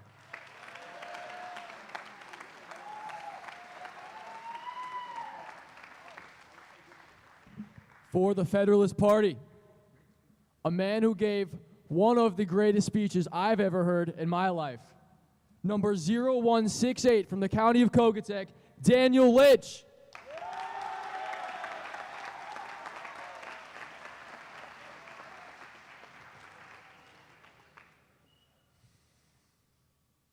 Hello, men of Boys State. I hope we're all doing well. Me being a mama's boy, I promised my mom I would do this if I ran. So, camera, hi, Mom. Looking around this room, I just want to say all of us looked very accomplished and achieved in life. We all have great achievements in life. But that does not matter, as I want you to vote with your, I said it last night, I believe it as my motto, I want you to vote with your eyes closed and your ears open. What I mean by that is, everyone has said it, and it's true. We're all equal in every sense at this point of this party. I want you to listen to everyone's speeches, but I don't want you to think about their county or party or anything like that. Listen to their words and follow your heart.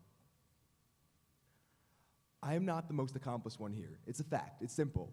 I represent each and every single one of you. I am an average Joe. I'm not the greatest, not the smartest, funniest, most good-looking, debatable. But I truly represent each and every single one of you. I think to run, you have to tell the people about yourself. So the Federalist County, they know why I'm running and why I'm here. But I'd like to inform the Nationalists of who I am as a person. I'll try and keep it short because most of you have heard this speech before. When I was 6 years old, I begged my parents to get a dog, as most of us did growing up. And this would go on to be one of my biggest regrets in life, as getting a dog led to the death of my father. At 7 years old, I had to face massive amounts of adversity, and this is something that not many people have to go through. And through this times, I learned how to be an individual. I learned how to find myself. I learned skills that other people will not have against me. Now, that's just who I am, and I'm running for this position, not for your vote, not for your trust, but to make my father proud and for him to look down on me and appreciate me in steps of becoming a man. Now, you've heard enough about me. Now let's get to what I will do in office. I cannot make empty promises like other candidates have in the past. I just won't do that. What I can promise you is I will truly give my best foot forward in every single way, in every aspect that I can. Lastly, if you want to make a change that will affect Boys State in the future, I hope that you will vote for influence rather than political intelligence, as both are important, but in the future of Boys State in years to come, we need to influence them in the ways. Please vote for me, Daniel Lynch, 0168. Thank you for your time. I appreciate it. I love all of you boys. Thank you.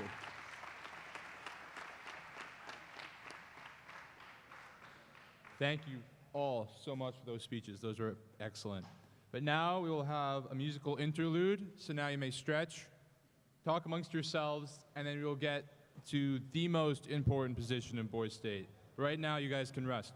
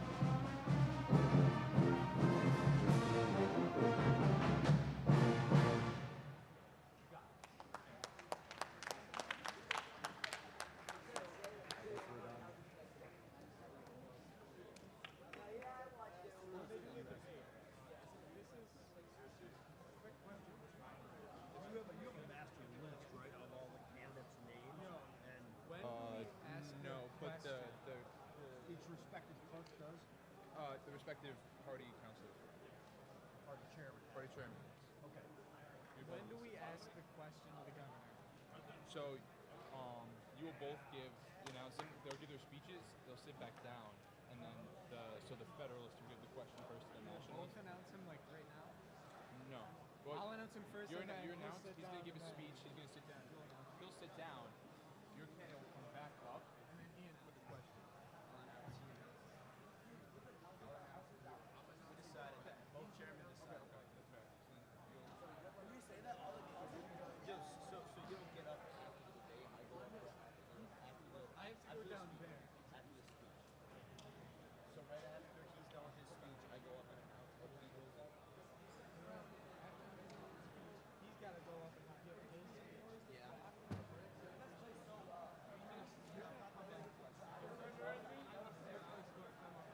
Okay, boys.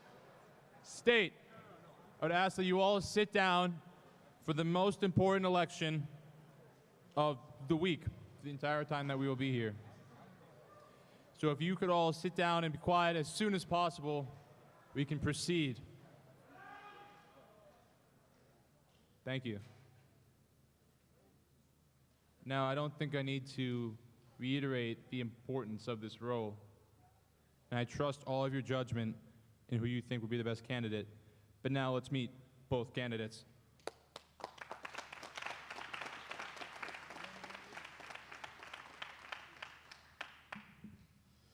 In the Nationalist corner, for position of governor, he's 6'1". He benches 245 pounds from Roosevelt County, Daniel Rivas.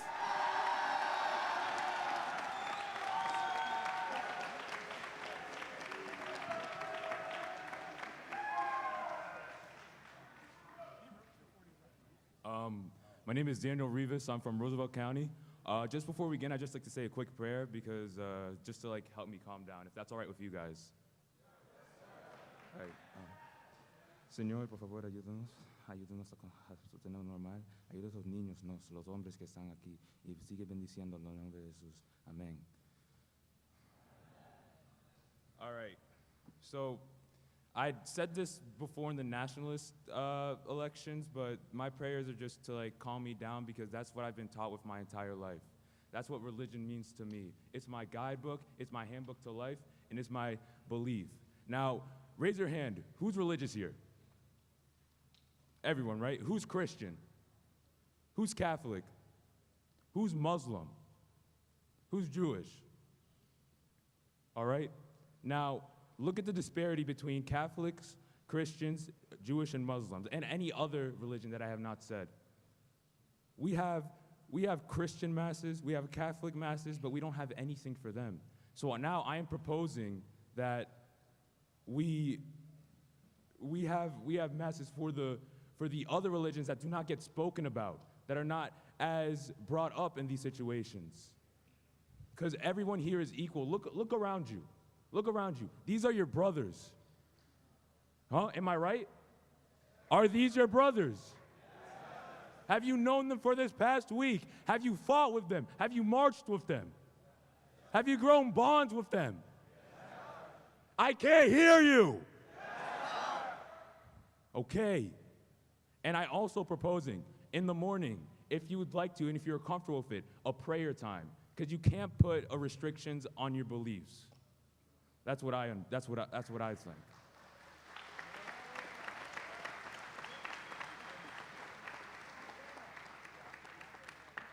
Moving on, my second point is sports.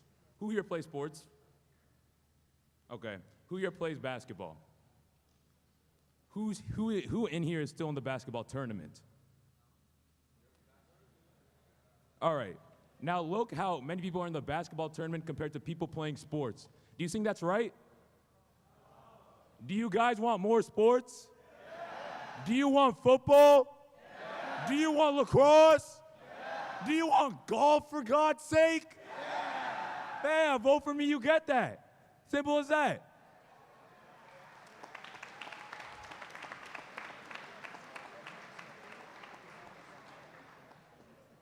Increasing sport time. because we only have 20 minutes for our sport. Do you guys, for the people playing basketball, is 20 minutes enough for you? Is 20 minutes enough for any of you? Do you guys want more time? Do you guys want more time? That's what I like to hear. All right. And lastly, I'd like to propose, since we are all nationalists and federalists here, but brothers under one, nationalists, do you think you're better than the federalists? Federalists, do you think you're better than the nationalists? I'm proposing a nationalist federalist field day, a competition between the two parties.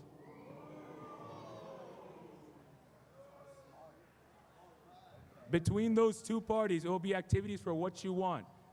All right? You can go dodgeball, flag football, capture the flag. What? Do you guys like those? Yeah. Do you guys like sports? Yeah. Do you guys love God? Yeah. Nice. And to finish up, spoke to the counselor. Counselors, you like that moolah? You like that cash? Yes? No? Maybe so? Yeah? All right. Pay grade. I'm just putting it out there. This is pay grade, all right? And how much time do I got left?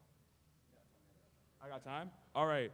And, you know, last night, the Nationalists did the boys' alma mater for when I got elected. So, and that made my Johnson feel bigger. It made me testosterone increase. Everybody, come up. Let's go. Come up, boys' alma mater. Let's go. Everybody, yeah. Yeah.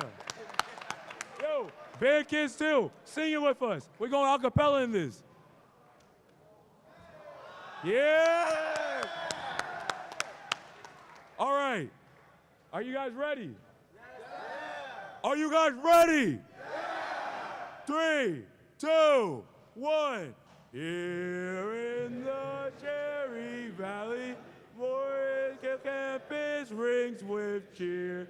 That's where our Legion boys take meet this year. We learn to live together, learn democracy, a melting pot for color, creed, and nationality. Let's go, boys, sing!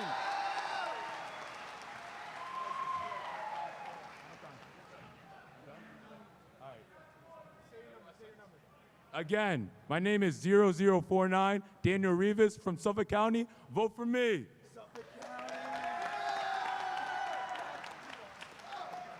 I just have to make the announcement that, quiet please, everyone quiet, that we will have to refrain from using words in reference to certain body parts. It's a little too late. Talk to the Rules Committee. That's not up to me. That's the Rules Committee. For next year. I'll change that!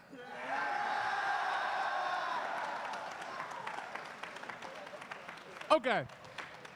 Well, we have one more speech, and let's all stay quiet. We've been doing a great job so far. I'm honestly very proud of you. But let's keep it quiet for one more speech. Please. And thank you. To introduce the Federalist candidate, can I please have my clerk come stand next to me?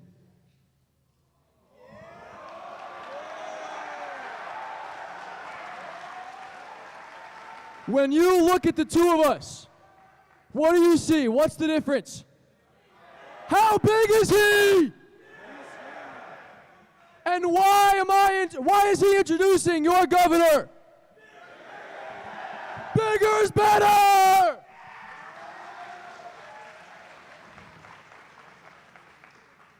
My fellow Boy State, my beautiful boys in blue, please stand for me right now.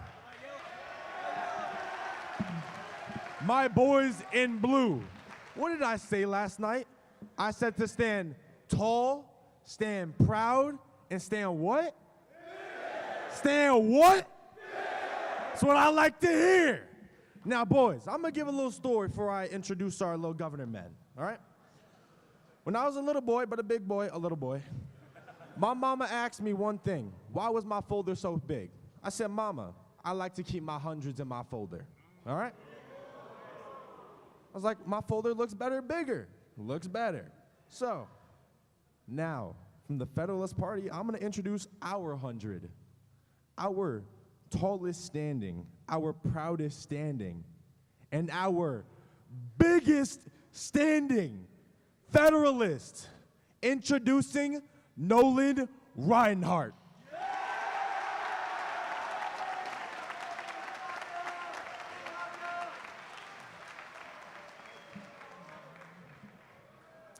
We're going to lower that down a touch. I'm not that big, but I'm still pretty good. I can manage, don't worry. My name is Nolan Reinhardt, and I am from the amazing county of Schulenburg in the back. Let's hear it for Schulenburg back there. I had the honor of addressing my fellow Federalists last night, and when I did, I introduced the idea that our current-day politicians are too prideful, they're too stubborn, and they're too jaded in their own political beliefs to see merit in other ideas. Turn on CNN tomorrow, and you will receive a litany of news stories reporting that the Republican Party is hillbillies, rednecks, and uneducated loons. However, flip to Fox, and liberals are soft, snowflake socialist hippies. How is it possible for these two narratives to exist? And why is it reported in our news media this way? And the answer is very simple. Politicians make a killing on division. A common enemy is a gold mine to a political candidate. For politicians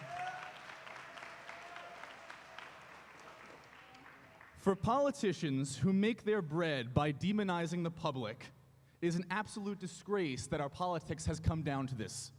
However, let's face it, the two political parties have always been fighting against each other. Long before Roe v. Wade, two parties were fighting about the Constitution. However, the difference that our Constitution has lasted 234 years.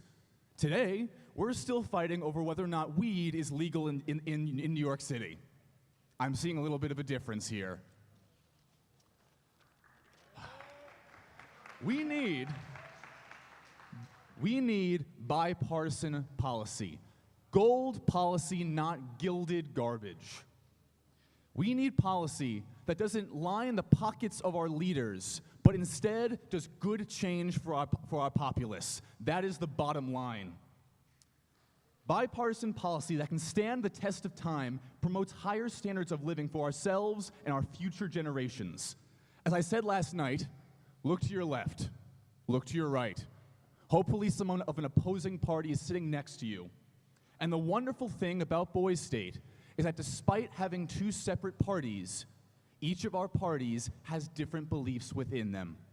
We are divided, but we are together in the fact that we are here.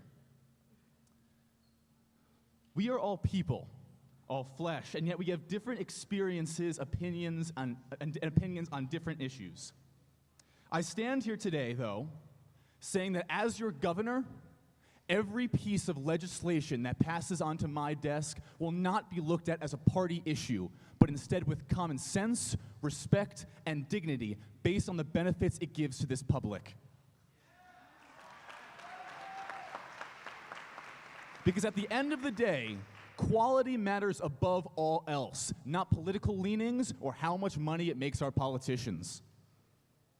Personally, I have drafted two pieces of legislation here for Boys State regarding issues that I am passionate about. First off is the Safe Prevention Act, which is an act designed to limit elderly fraud across the nation.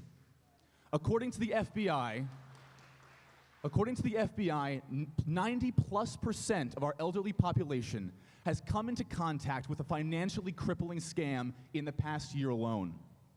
Every year, $3.8 billion are lost from the pockets of our elderly and our most vulnerable populations. It's absolutely unacceptable, and it needs to change. Going on to our party platform, starting with universal health care. I stand here today and hope that if a candidate came onto this stage and proposed either extreme for the healthcare industry, that you would not give them their vote. Completely universalizing healthcare in every sense is not a productive system with many flaws, but so is complete privatization. With every issue on our party's platform, they need to be looked at with delicate hands. That is why I propose for the Federalist Party universalization of health care in ways that the public can agree on and agrees to pay for. I promise to continue communicating with this public as I have done throughout my visit here. When I came here, it was most important to me to talk with all of you and find issues that you find important, and I want to keep doing that as your governor. Let me help you go into the legislative field with your voice in our government. Let me help you get your voice out into the world and make change that affects you for now and our future generations. Vote Reinhardt with your head and your heart.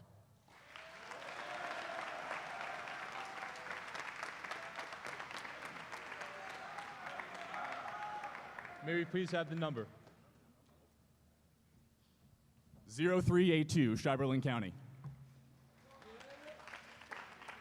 And because this candidate is so important, we will give more than a speech. We will also, each opposing party will ask one predetermined question to the opposing party.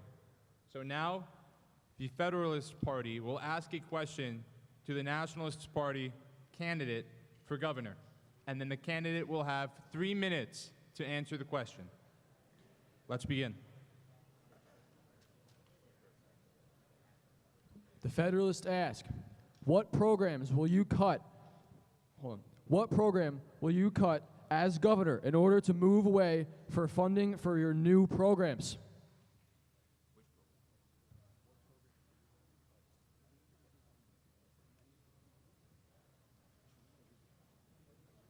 Did you guys understand the question?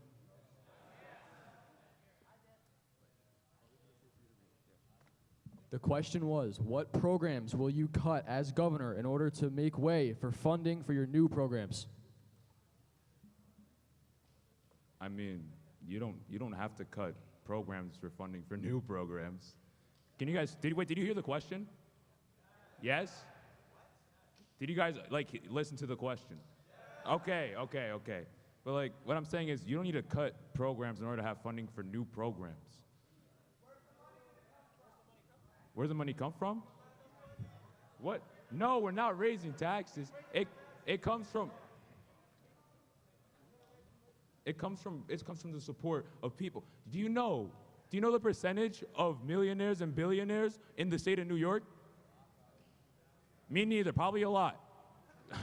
But what I'm saying is we don't need to cut programs that are beneficial to our state of New York in order to have a better state. We can have more fundraising. Haven't you guys fundraised? Raise your hand if you ever fundraised. Thank you. Have you fundraised?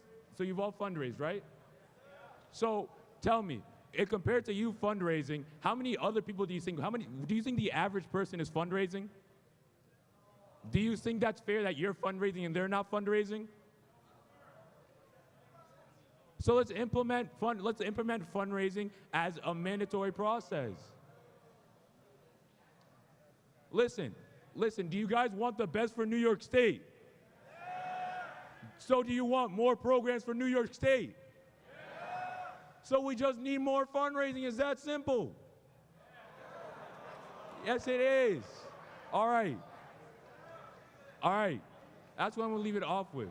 Listen, the cash is going to come in. We're in a deficit, but it's going to increase from here. Listen, The only way to go from down is up. You heard? All right. Well, that's all I got to say. Anything else is just like useless. I'll see y'all.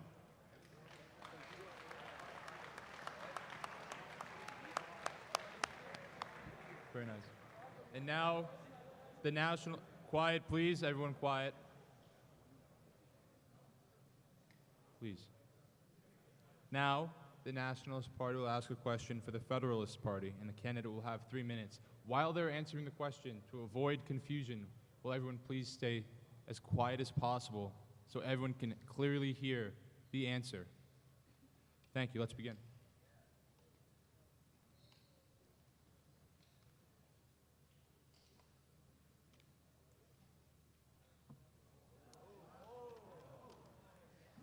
You mentioned that your platform supports enacting a higher tax of upwards of $50 million on corporations and billionaires. As of right now, New York State is the third highest tax state, and billionaires and corporations are leaving the state en masse to go to places with no income tax like Texas and Florida, and they take jobs with them when they leave. This then increases the strain on the everyday lives of the middle class and lowers the overall GDP of New York State. If the GDP is lowered and taxes stay high, this will grow discontent amongst the people because the return rate on services for high taxes will be lower because, I reiterate again, this max exodus of corporations decreases the New York State GDP. How do you intend to combat this? Well, the Nationalist Party intends to create new jobs in our party platform.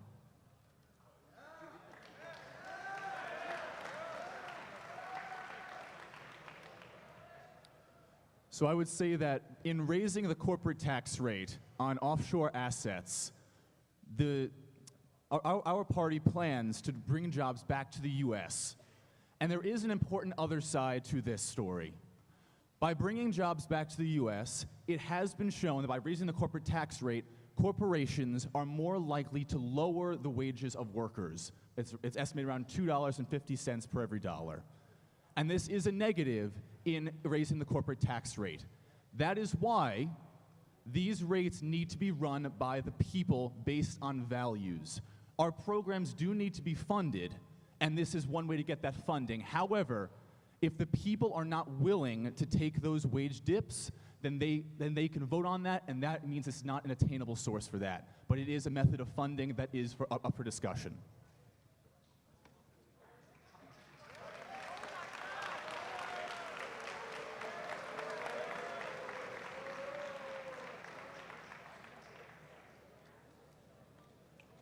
I want to thank both candidates for their questions and answers.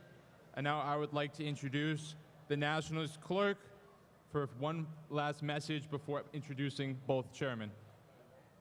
Please. Good morning, Boys State. Now, seriously, how we all doing today?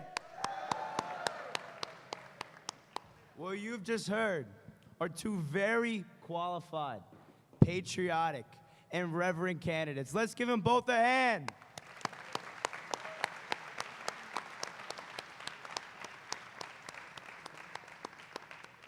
No matter who your vote is, we can assure that if Rivas wins or this other candidate wins, we can assure that you guys are in good hands, all right? Let's give them both a hand again. Let's go.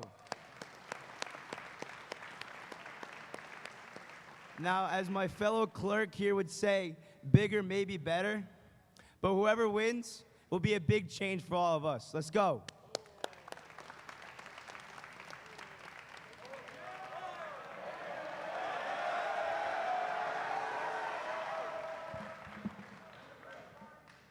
Okay. I think it's time we unite everyone. Last time I didn't tell you guys my slogan. My slogan is, bigger is better. Okay? I'm looking out in front of me. I'm seeing a crowd of beautiful young boys. Oh. Wait. I'm seeing a crowd of amazing boys, okay? Boys that will become men. I want all of you to stand up for me quickly, okay? I'm gonna stand up for you too. all of us together are bigger. Boys State in New York is one of the biggest boys states in the country. You hear me? Now on this flag behind me, there are 50 stars. One of them is New York. And boys, we are New York. And if we stand together, we are bigger. And what is bigger? That's what I like to hear. Now let's give it up for both candidates today.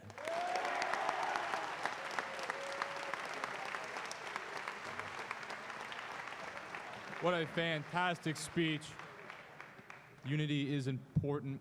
And now the last two speeches will be one from the Nationalist chairman and one from the Federalist chairman. Let's continue. All right. I'm supposed to convince you guys to vote for my guys, right? Well, I'm going to keep it a buck-fitty with you. We got Asian Harvey Specter. We got the Irish Jig Kid. And we got these two lovely men sitting right here running for lieutenant governor and governor. No Diddy, no Diddy, no Diddy. In the end, it's not about parties. It's not about lines separating us from county or city. It's about who you personally believe would fit the role best. So go with your heart, with your vote. Pick the best candidate. Thank you.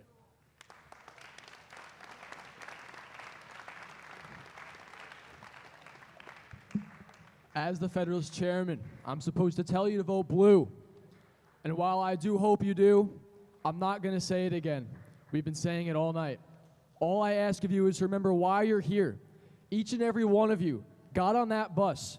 Most of us drove hours from home to come here with a purpose, with something in mind that we wanted to achieve. So all I ask you to do is vote for who you think will help you achieve the goals that you came here with. Each and every one of you should vote for who you think will do the job best.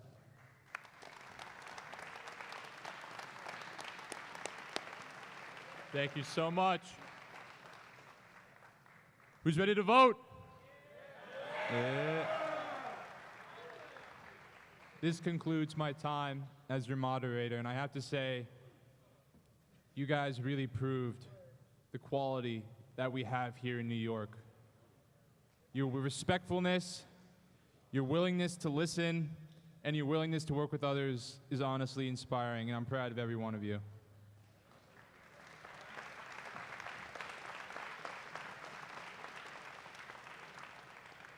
I would also like to thank our counselors and staff for keeping us together and making all of this work.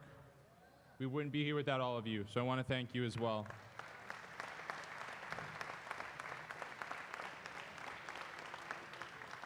But now, let's get some voting done and determine the future of this New York boys state.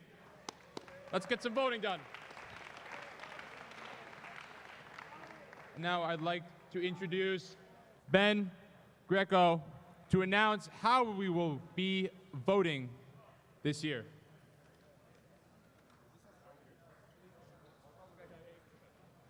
All right, good morning, gentlemen. Now, first off, if you have, for all the city clerks, if you're not at your respective table, I'm going to ask that you get to your county's table to open the laptops and make sure the form is all set to go. Just make sure you hit refresh first. Thank you. I think there's maybe only one or two count. I think we're all set. Perfect. Okay, gentlemen, just because of timing, we're going to be splitting the voting a little bit differently since you guys have to eat lunch at around 11:45. So for the first 20 minutes or so, we're going to make sure as many of you vote, and then we'll reconvene afterward to get the rest of the votes in. What's going to happen? Each county has a designated table. So Roosevelt, you're over there on the side right there. Roosevelt, guys, please raise your hand. The city clerks. Behind them is Scheiberling underneath the yellow umbrella there. If you keep going, you have Wong. At the back corner is Pedro. Next to the door on my left, your right, will be Spafford. Under that yellow umbrella on this side will be Troyola. On the side here, underneath the basketball, or volleyball rather, is going to be Fish. Stember is underneath the 2 graduate banner. Kogatech is up in this front corner. And McNeely is right here on my right, right next to the band. It's a simple Google form. You're going to go through through the entire form. Every question is mandatory, so you do not miss one. Nope, everyone sit down. I didn't ask you guys to stand up. Sit down, please. What's going to happen is that 1 row at a time. So counselors, please control your counties and cities. 1 row at a time is going to go to your table to vote. You're going to get however long it needs. It shouldn't take you long to get through the form. You're going to make sure your city clerk's ready to go, and then you'll sit back down. Once the row is done, next row goes up to vote. Sit back down, next row, et cetera, et cetera. It will be done in about 15 minutes. We'll abruptly stop and then reconvene after lunch. Is that everyone clear? All right, counselors, please get your first row going to your respective tables, and make sure if you're not voting, you're sitting down. Thank you. You guys will likely vote in that second section, so go back to your counties and sit toward the back.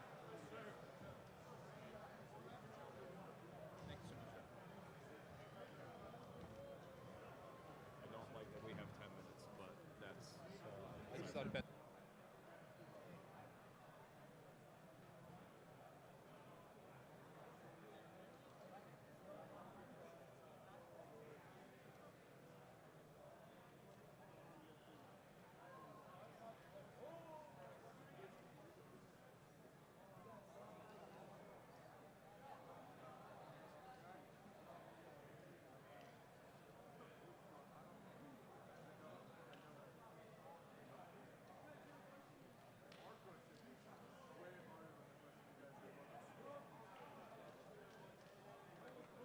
for the counties that have delegates that were up here, they were going to be sitting in the back. They will most likely be voting in that second portion of voting, just so everybody knows.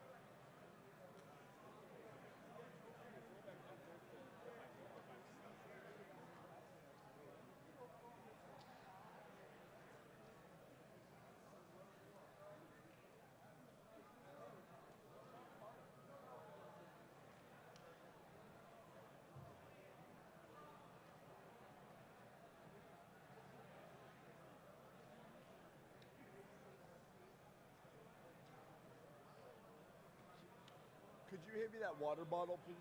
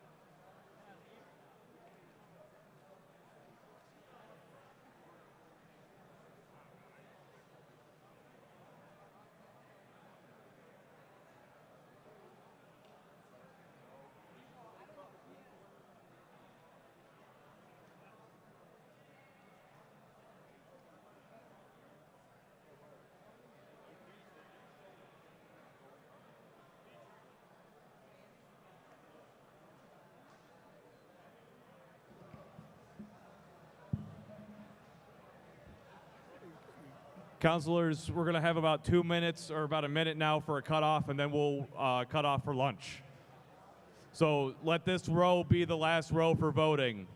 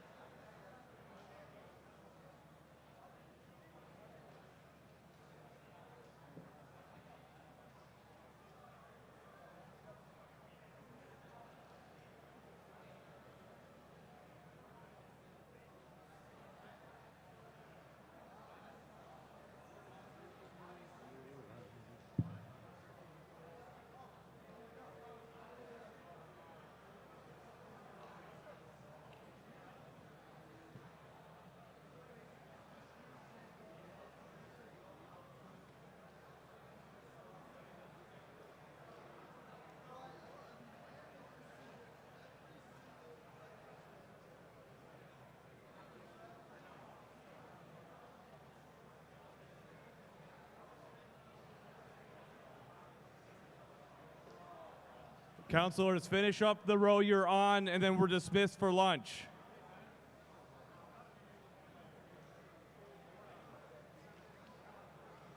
I'm going to put that on you guys, to be honest, because I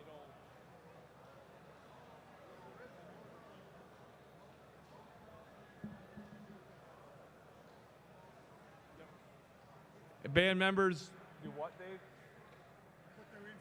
Band members, please put your instruments away as well. You go in county order? We're gonna dismiss in county order for lunch, starting with Roosevelt whenever Mr. Colmer.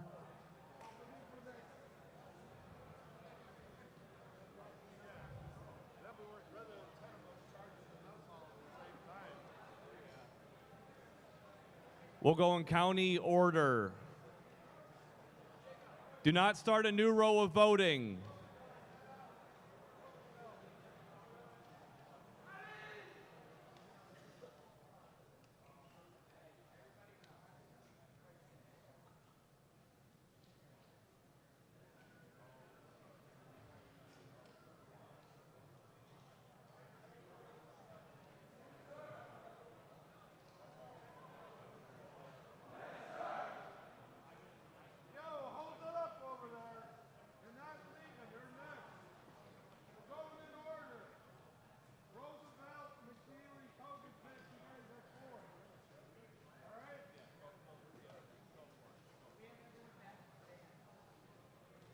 McNeely County, feel free to get ready to go with your county counselor. Everybody else, minus those two counties for now, feel free to resume voting.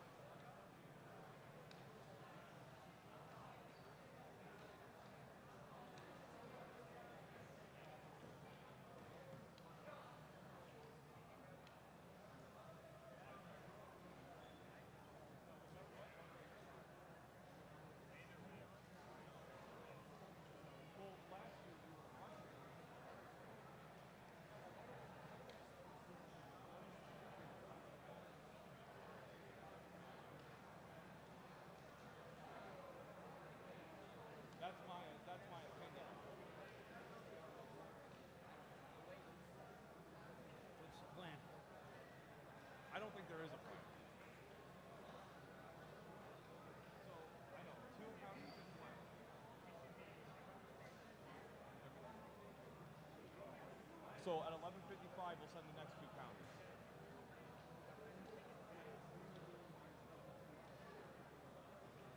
We won't know until later this afternoon for that. We'll know when we start the second session. Jim, if you want your guys to keep voting, I'm going to set intervals of 10 minutes for each two counties. So if you want your guys to keep voting, row by row.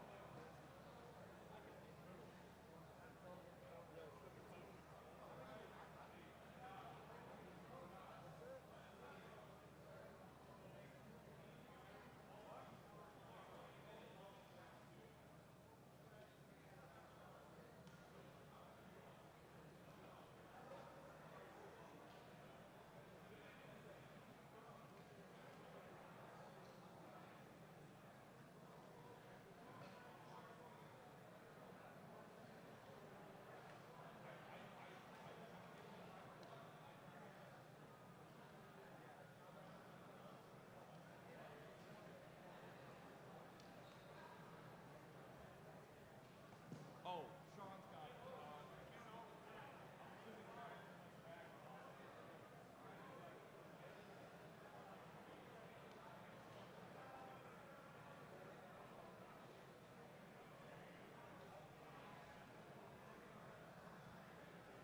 Sean Hood, if you could come up front, Sean Hood.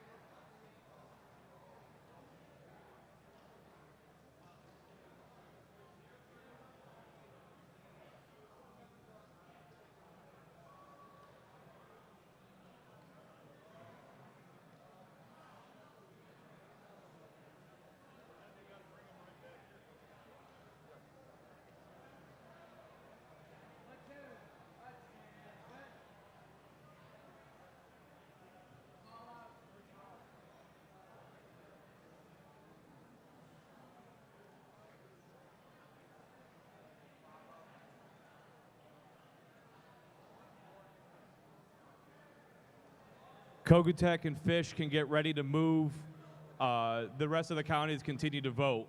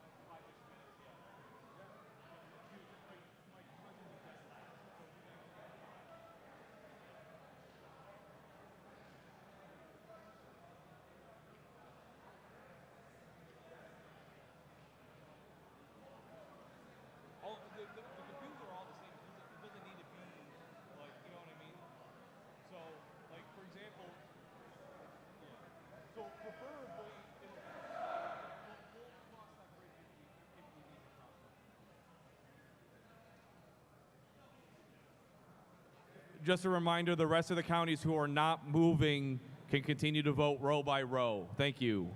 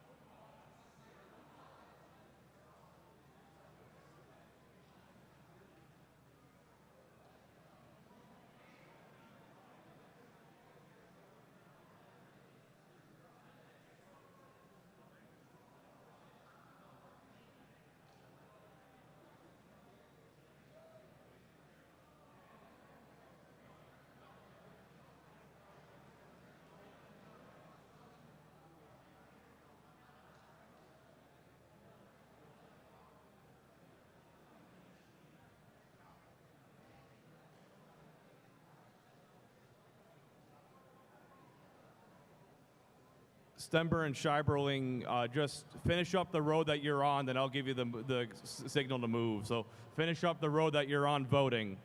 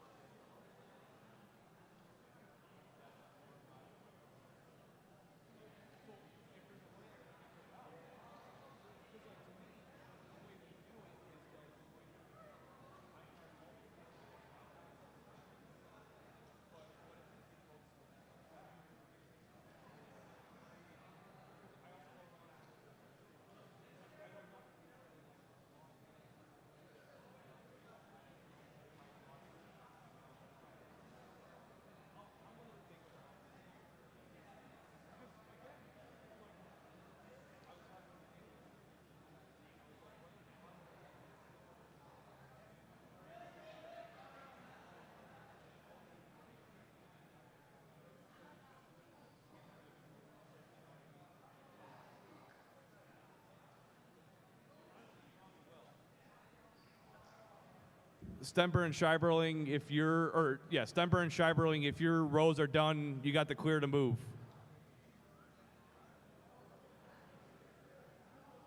The remaining 4 counties can continue to vote.